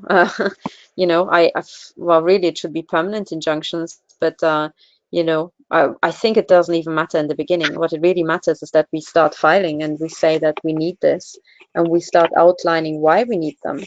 You know. Yeah, that's very good. You've covered a lot of ground in a very short time. Definitely appreciate your time that you spend. And I mentioned to you in the chat, I will give you the tape and the transcript, and I made sure that it was up and running. Thank you, because I think also these calls are super important. There are so many good questions, and I spend always, you know, the coming days and weeks, I keep running the questions back through my mind, and it just helps me to, you know, it helps me to get thinking about stuff. So I really appreciate your audience a lot. Okay, that's great. We appreciate your presence here. Appreciate you. Angela's been working on hers for a while now. She sent me a copy to that, and she's doing a great job. I like the part that you've actually put in there, continuous. Like most of these attacks are really continuous. Yeah. In fact, it's hard to separate the ones that aren't continuous. Absolutely. And as I mentioned, I get the same gunfire. I just don't have, they don't have a machine gun. I think they have a pistol or something.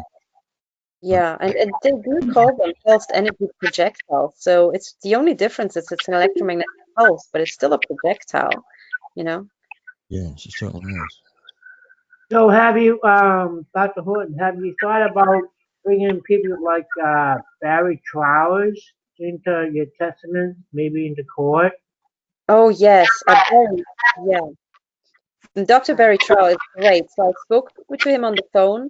He is really top. And actually, at the time, he offered to meet me in London because he was traveling through London.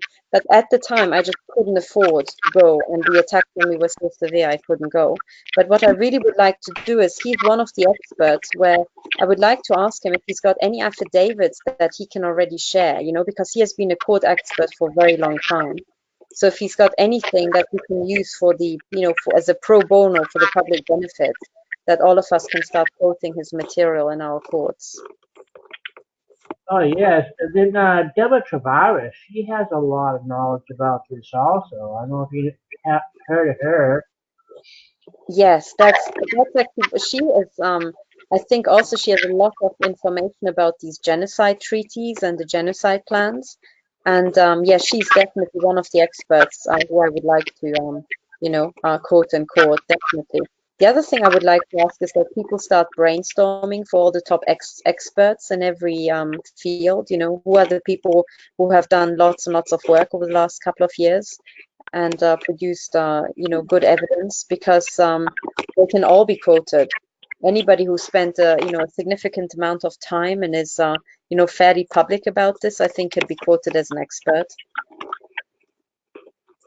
Catherine, I'd like to send you my documents that I have sent to the FBI over the years, and you can get a look at before I knew I was a TI.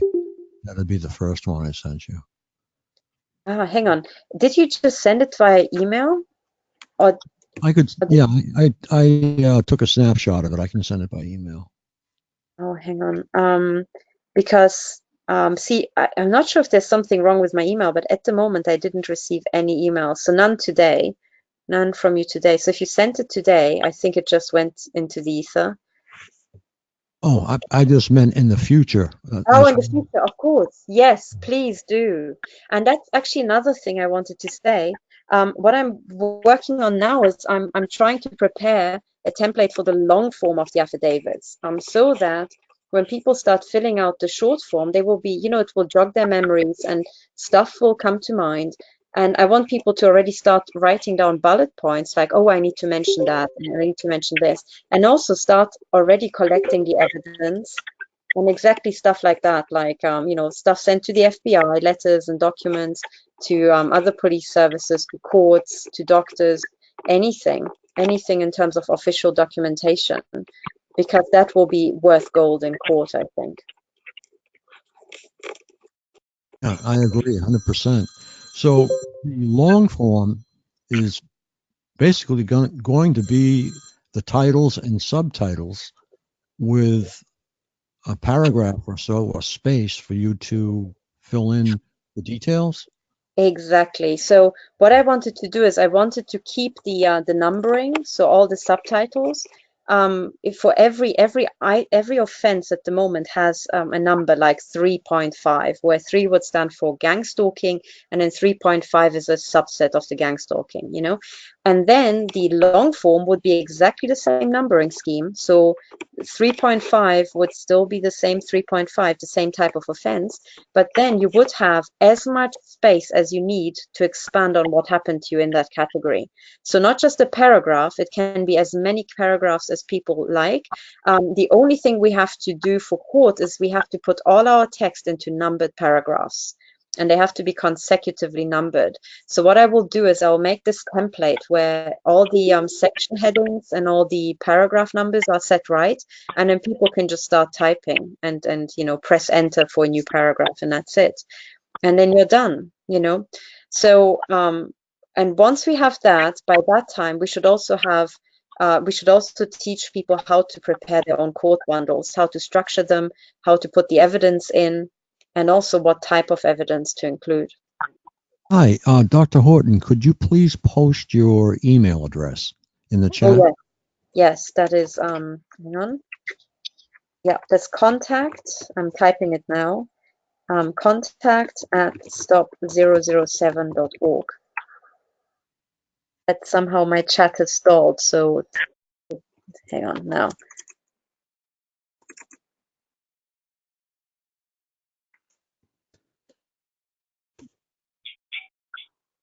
Well, Germany to here, I'm sure we're going through a few satellites. Yes, I'm pretty sure. So I've posted it now. It's contact@stop007.org. Great. Yeah, I'm sure that we're attracting a lot of attention from Germany to the United States, too. Yeah. That's good attention, though. Do you know if Dr. Stenninger's work is valid and going to be useful to us? Yes, I think it is. I think it is. So what I have seen, I've got to a book which is called The Global Brain Chip and Mesogens, and that really brought it home to me how these things work. So I think that is really stellar work that she has done. She has also done exactly the same type of analysis, spectral analysis that I tried to do in Switzerland for a throat implant that I analyzed for Melanie Richan. So I recognize those plots. I have, I think, read one of her reports in detail, and she really, she is an expert on the biological side of this technology. And yeah, I really think so. The other person who's also done stellar work and has been, I could see that she was publicly being slandered, so I knew that she must have done great work. But Melinda Kidder's work is also very important. So all the people who have reports from Stanninger and Kidder, they can be used in court, and they should be used in court. Could you also post the name of that meter that you mentioned earlier? Oh, yes. I can even post a link with the photograph. Hang on. I noticed you measured in microsieverts. Oh, that's the Geiger counter. That's the Geiger counter. So that's for radioactivity. So some people get really assaulted with radioactive beams. So they get over many seconds a very high reading.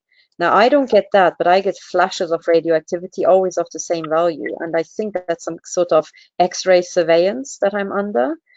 But the trustiest, the little trusty measuring device that I'm using for just general directed energy weapon attacks is this thing called the EM field. Hang on, where's the chat? I'm just gonna post the link. Yes. And if people click on it, it's called the Acousticom. Okay. EM Fields is the manufacturer, and that's this green little thing. And there are two versions of it. One is more sophisticated, but frankly, very expensive. So I just used the little one, which is $180. That's expensive enough. But that thing is amazing because it has an audio output.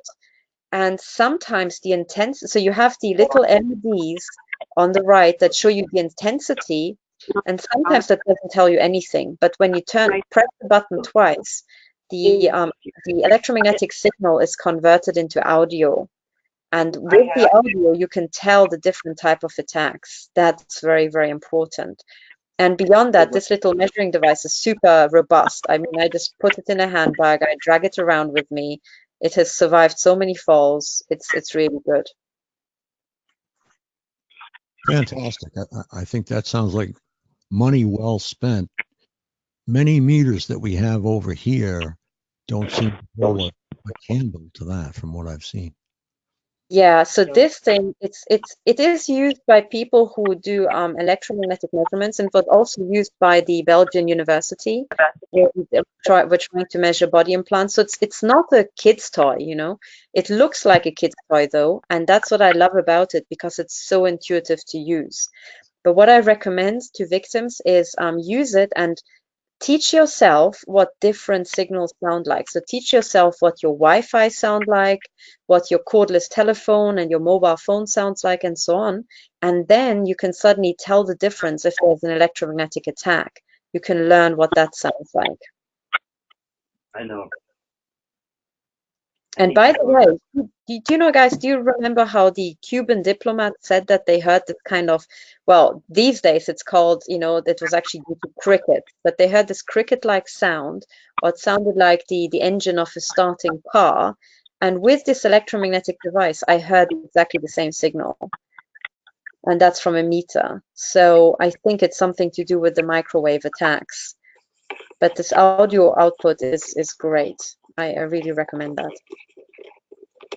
I have been in touch with Dr. Hoffer, and he's one of the principal researchers. And I actually have an appointment with him on the 25th of February. But we're getting some negative comments and negative press on him. Apparently, he did something wrong with drugs administered to soldiers in Iraq. I was just curious as to whether you could comment on that. I thought it was great to cement a relationship between the TIs and the diplomats if we could. Yes, absolutely. Now, the name doesn't, is the name one of the doctors who did the examination of the diplomats? Yes, he is actually the head one. Ah, okay. Is that University of Pennsylvania? I believe he has a practice in Florida now. Okay. Yes, I think go for it. And what I would do is I would establish contact with the diplomats themselves, because I also saw that the mother of one of the diplomats went public, and she talked about the brain damage that her daughter and herself suffered in that flat where they stayed. So Katherine Warner, does that sound right? yeah, I think so. I think so. Let me look it up. And that would be very important, because frankly, if you can get any affidavits from the diplomats or from the mother of the diplomats, that would be worth gold, you know. I really, really think that if you put all these things together, and the point about these affidavits is that if we don't have them, we're just stuck with having to quote YouTube videos and blogs, okay?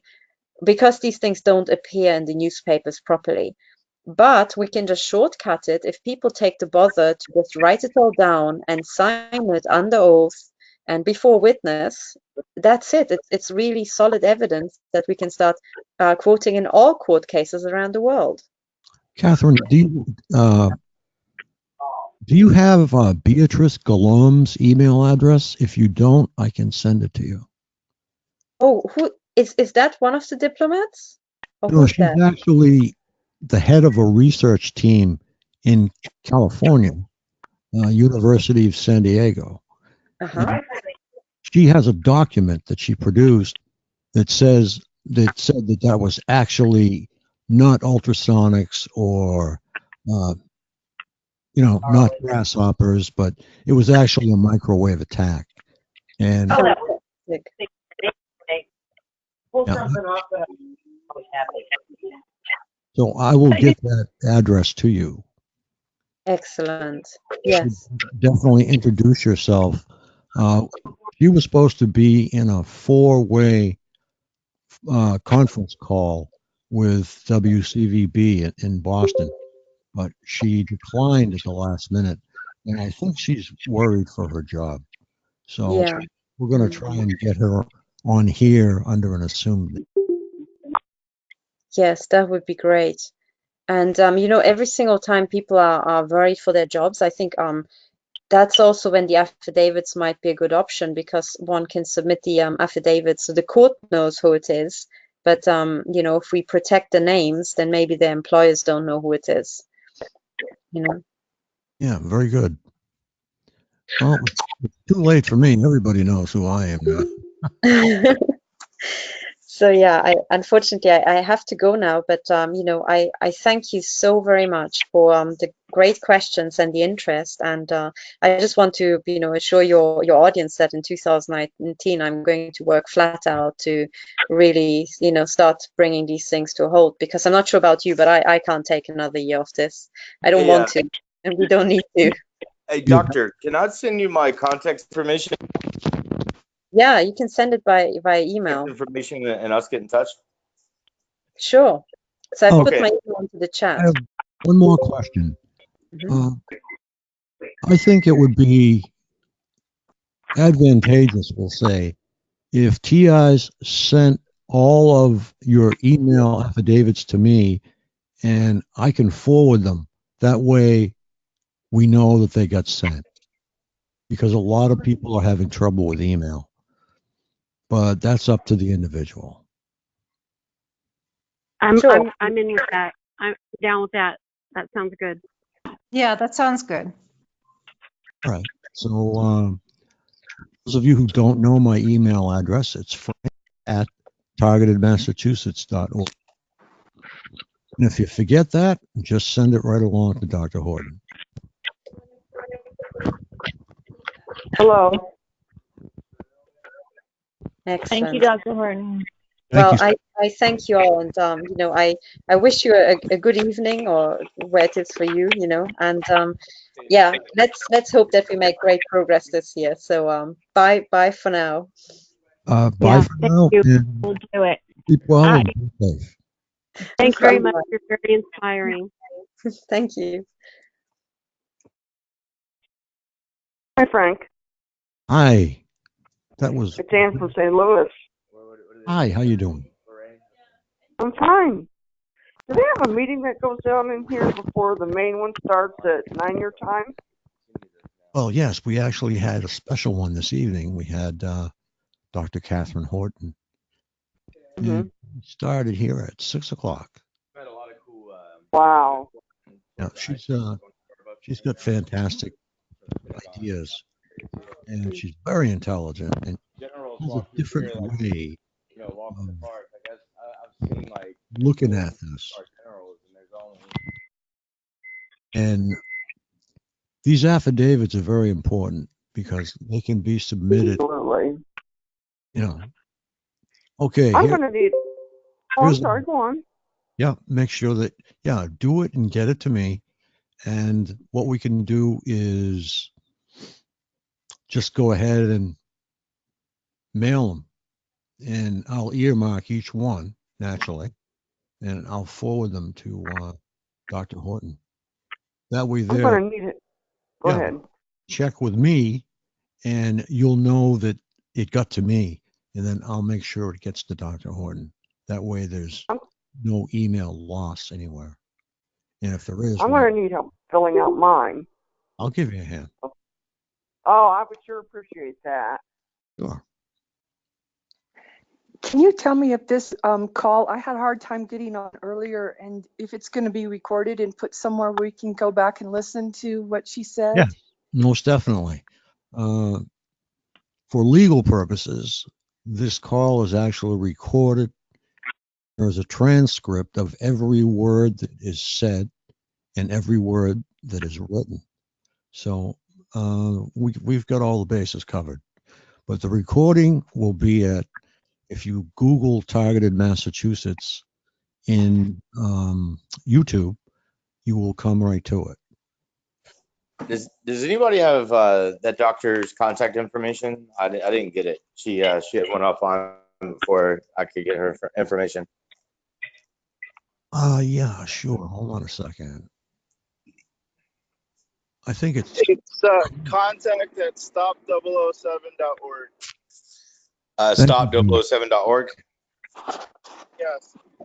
Okay. Hey Frank, I got an SD5 or SCD5. I posted a link to it, and it was picking up subcarrier waves to the power lines at 15 to 20 kilohertz. We're getting a lot of interest in the power lines. I received an email from someone detailing their work with the power lines.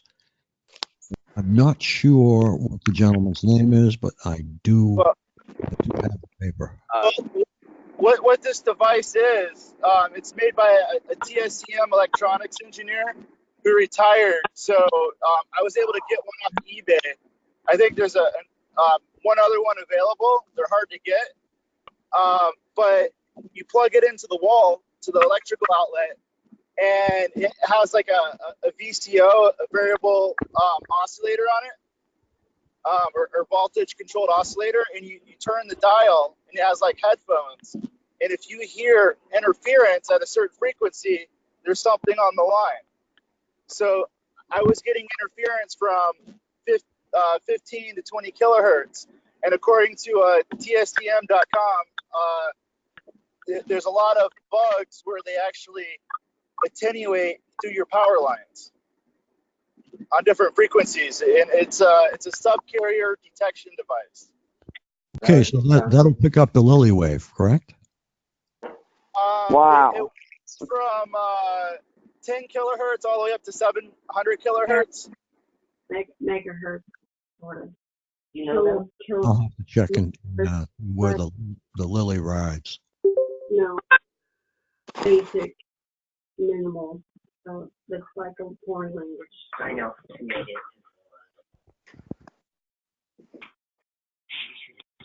So what night is the tech conference? Is that only a couple nights a week, or? The tech conference is held by PAX. Josh can give you the information on that. I don't know who was invited. Oh.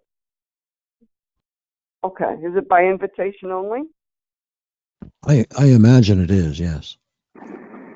Yeah, how do you get it? Go ahead. It's for technical people. Oh, okay. Because I would sure love to come in and because that's what's been helping me cope. It's figuring out, the names of the machines and software that they're using.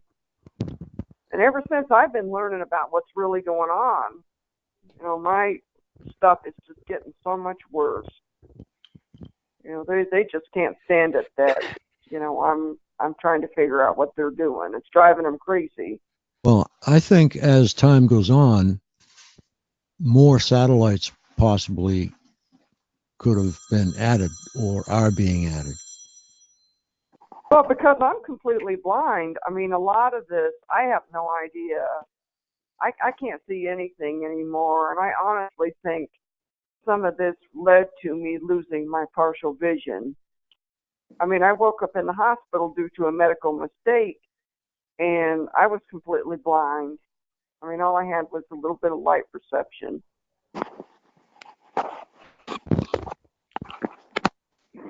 Well, one of our guys on our tech team has been experimenting with Kevlar, and he got like the light Kevlar doesn't work. The one that he's been playing with is a high grade where it has like 36 layers of Kevlar, and he has like a Kevlar vest and a Kevlar helmet, and he said that it's actually blocking a lot of the stuff going to his head and to his body. So we're starting to think that a lot of it is sonic because of that. So I can drop a link to the Kevlar helmet. I'm trying Kevlar on my knees because they target my knees and trying to cripple and maim. And doubling up each piece, so meaning Kevlar times 4 over my knee is not doing the trick like everything else I've used works a lot better. Yeah, so he tried it with smaller ones, and he basically got like really heavy, like military grade Kevlar that's like 36 layers, and it seems to be doing a lot. I got as thick as I could find online, and I doubled each one of those because what I tried is like sleeves. So I doubled up each piece over my knees. So there's like 4 layers of what I could find online, 4 layers of it, and at night, which is when they really go to the knees, it does not. I have so much better other protection that works so much better. That one doesn't even compare. Well, it seems like every time I say something, someone else comes on the call saying something else. But I'm just telling you, I haven't tried it. He said that it works for him, and he's been out of the tech team for like 2 months because they were attacking him super heavy, and he's finally jumped back in because the Kevlar works. So. Yeah, that's why I wanted to try it for myself too. I'm always looking for bigger and better things to use so that they can't get too much, they can't cripple me. And that's why, so I ordered, some smaller items, because it is a trial and error. For me, it's been a trial and error. But yeah, I think everybody should try it if they want to. I certainly wanted to try it, and I have so much better other stuff. Wow. So where are you from? I'm from St. Louis, Missouri. Who? You. I've only been coming to this meeting for not quite a month. It's been a real help. I've been sleeping so much better. Yeah. And it continues to be a real help, but with time, I like to think we rise above it and we get better. I know I do. I adjust more. I see a pattern. I see a lot of ignorance, a lot of incompetence. Mm-hmm. Just a whole lot of ignorance, and most TIs are smarter, way smarter than the perps could ever think of being. They really are, yeah. No, I said it's been so much help. That's how I've been able to get so much sleep, more sleep than I was getting, and I'm just glad the holidays are over because I tell you something, the last 2 months, these people were off the charts. Like, you would just have no idea. Well, you might have an idea. Yeah, we would. Most of us would. Most of us get hit hard, and get hit hard almost 24/7 every moment of every day and everywhere I go. So the level of Kevlar that was working it's called level 3A. Okay. So, I'll look into that and see if that's what I ordered, and if not, I'll always try something because I always need all the protection I can get at night. Tell me about that. Well, Or level 3A. Sorry. I would like to find an app or something that can look through this wall and see if they don't have some kind of sound system. I know there is nobody back there. I figured that out years ago.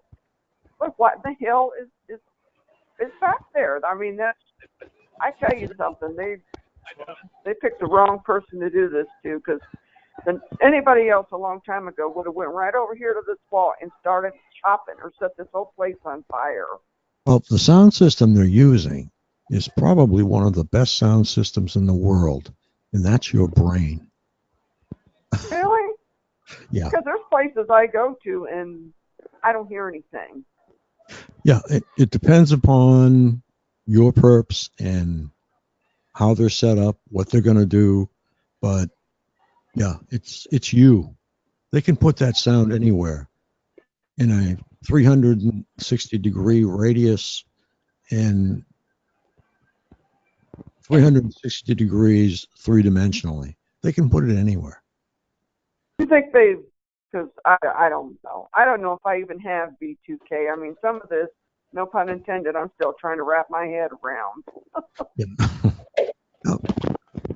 I remember the first time I heard it, and I think I was in the cellar, and there was a little water pipe or something with wood on it, and I stared at that thing. I picked it up, looked for a bug. I scrutinized the thing, and then the sound went somewhere else. But it was someone talking. So you heard somebody talking just like we are right now through this pipe? Oh, yeah. Not through the pipe, but it was on the pipe. But it went everywhere. It would go my Lord. over to the chimney. Then it would go over to, if I went back upstairs to the refrigerator, it would go everywhere. Well, I think they've installed something behind this wall because they were here back in September, and they did like 9.5 hours of drywall work.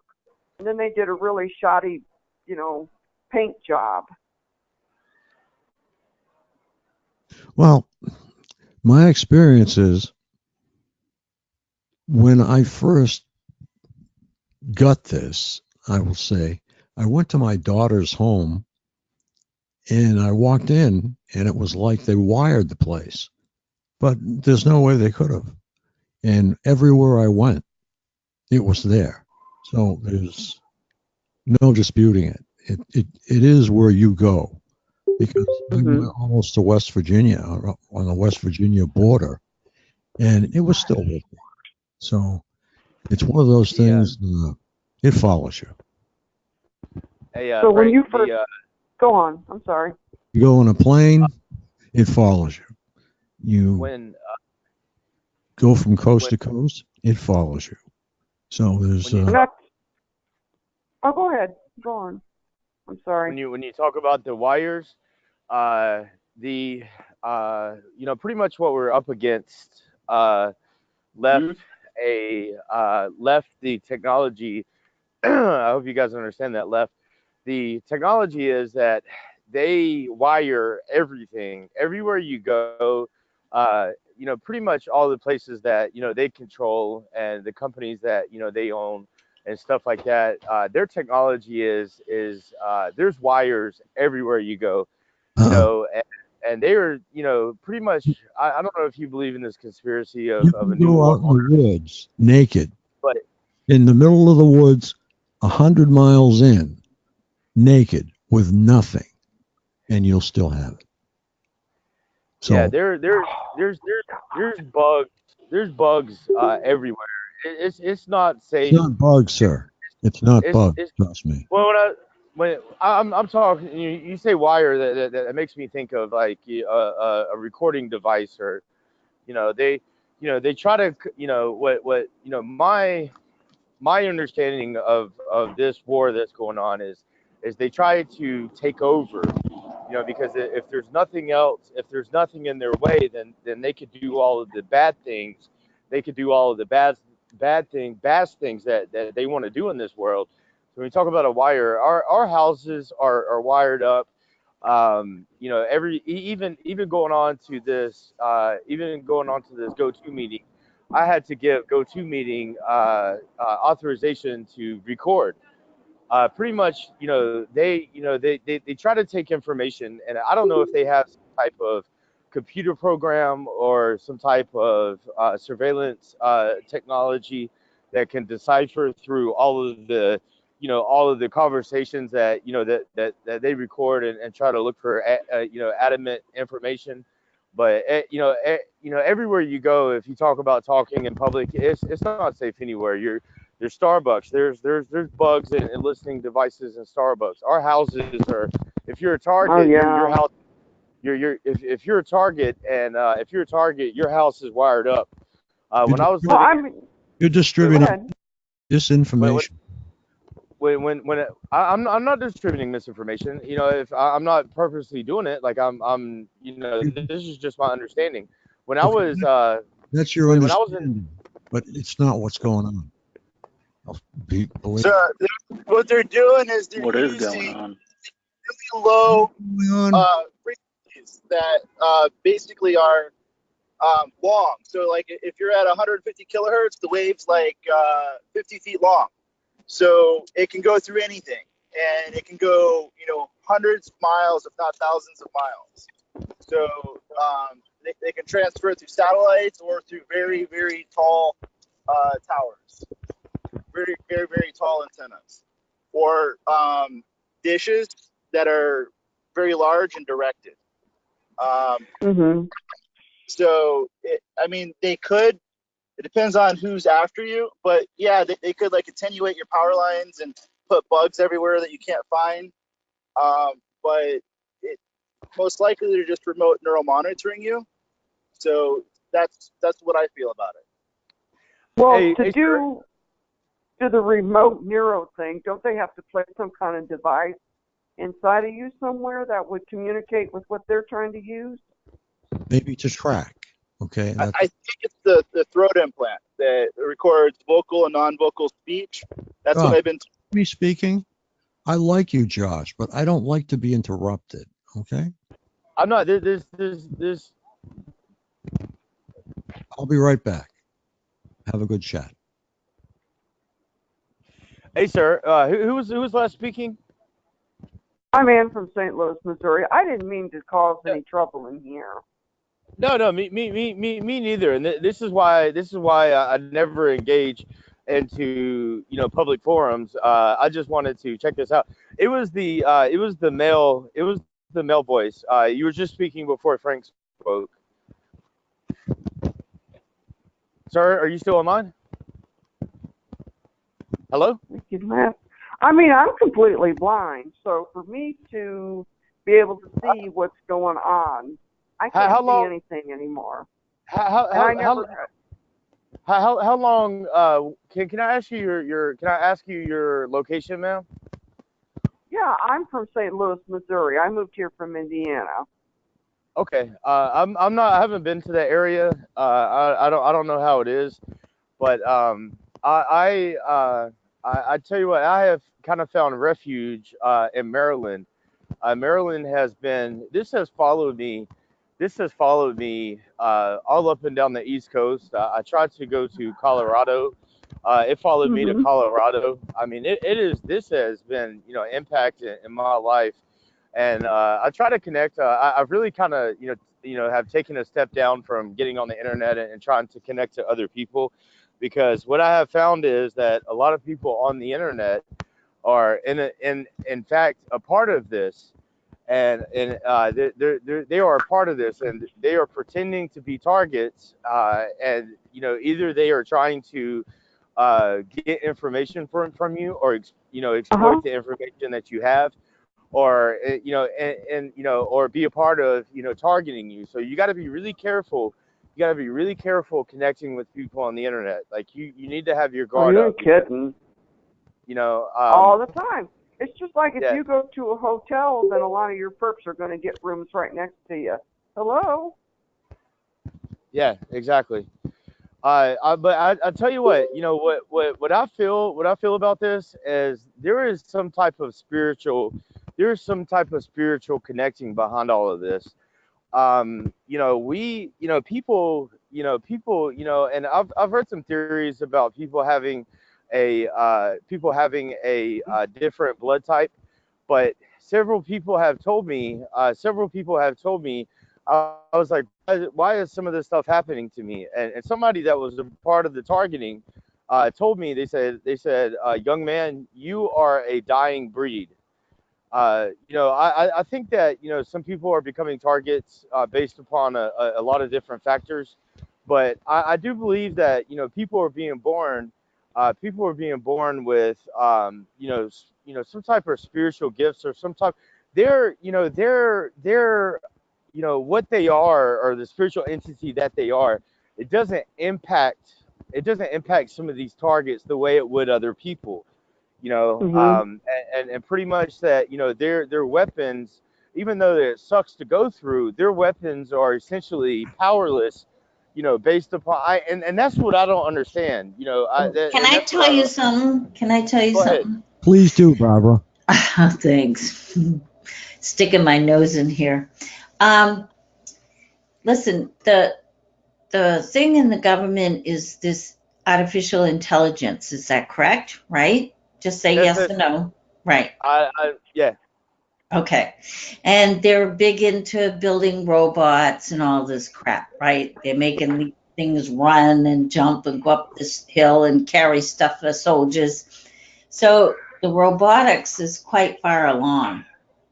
And what they're doing is, with a lot of people, they're copying your reactions to different scenarios. And what I think they're doing, and I could be wrong, but I don't think so, is that they're taking all our reactions and they're programming it into these robots, into this artificial intelligence. And the reason they're doing that is because when humans interact with robots, the robots have to know what the human's doing. They have to understand what's going on. So what they're doing is they're taking all these scenarios and they're putting it into AI and putting it into robots, so the robots will know how to react to us. That makes so much sense, man. Now, number two, wait a minute, let me finish. Now, this is going on globally, and the reason it's going on globally is because each culture is different. And they want these robots to be able to respond to certain scenarios globally. That's it. Oh, whoever in the hell it is, they hate the hell out of my music. I play music 24/7. They know a lot of that comes from, they want to take away anything and everything that makes you happy. And I used to play the piano a little bit. And if I'm blind, a lot of that's a lot of us. That's our way of coping. Our hello caller. I was born partially sighted. Hello? I have retinitis pigmentosa. It's okay. We understand you're blind. We get that. And that's Okay. really a bitch. I'm telling you. It's even worse than, people just, Ma'am, I know you understand. Are you speaking blind in a sense of, like, you don't understand what you're going through? You're blind, or your vision is impaired? No, I'm visually It's physical. impaired. Wow, that is terrible. That is a new low. That is absolutely a new low for these people. I lost what little precious little bit of sight that I had to all this shit that's going on. Excuse my French. But what I want to know is, I just have so many unanswered questions. And I've been sleeping so much better since I've been coming to the meetings, because a lot of the stuff this puzzle is starting to come together here. There's nobody behind that wall. I figured that out eons ago, and they hate that. Because not even my worthless sister can run her fat mouth 24/7. So it's got to be some kind of a Lyrebird. If you know what Lyrebird is, that's software that can replicate your voice. Hello? Yeah, we're here. Hi, Barbara. Can you hear me? Yeah, you're coming in loud and clear. Oh, good. Because it says that I keep saying that I'm muted, and I wanted to say about the artificial intelligence. No, she's wrong. They are built. I don't know what all that clamoring is. Maybe they don't want me to talk. They're building another human species. They're building a human robot species via artificial intelligence. They are implanting robotics, nanotechnology, and the rest of the bullshit into humans and transforming us into human robots. They still have to know how to react, and that's what they're doing.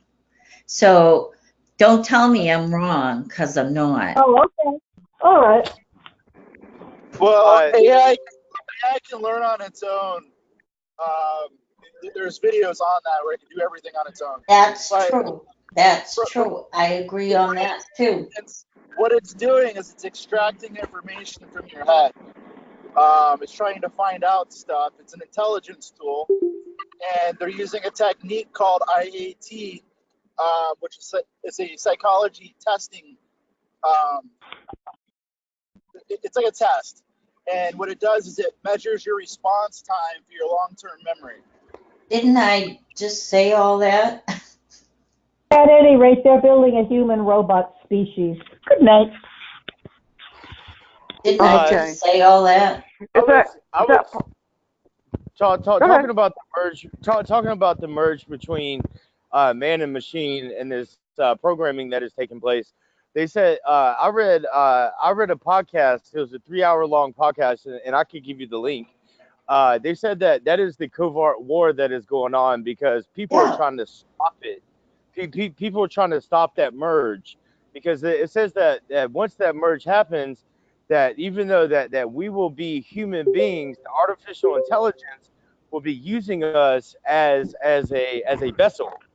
So we would be the computer with the artificial intelligence being controlling as like a program within our mind, and then can you name it supercomputer?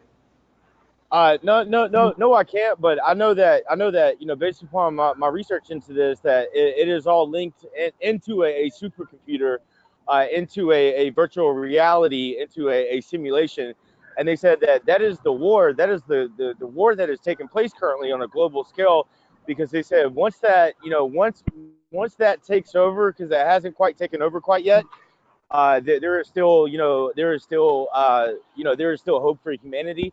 They said that once that takes over, we will lose free will. So even though that, I don't know if it's mind control. I don't know if it's like, I don't think that anybody can directly control our minds. But if you hear red towel, red towel, red towel, red towel, if you hear red towel 100 times, and then you walk into Walmart and you see a red towel or a yellow towel, the mind control technology is, it is, scientifically proven that you would most likely pick the red towel. So that sounds like. Do you know what that's called? It's called anchoring.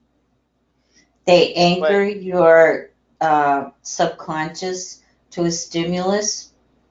And like a friend of mine has lime green as his stimulus.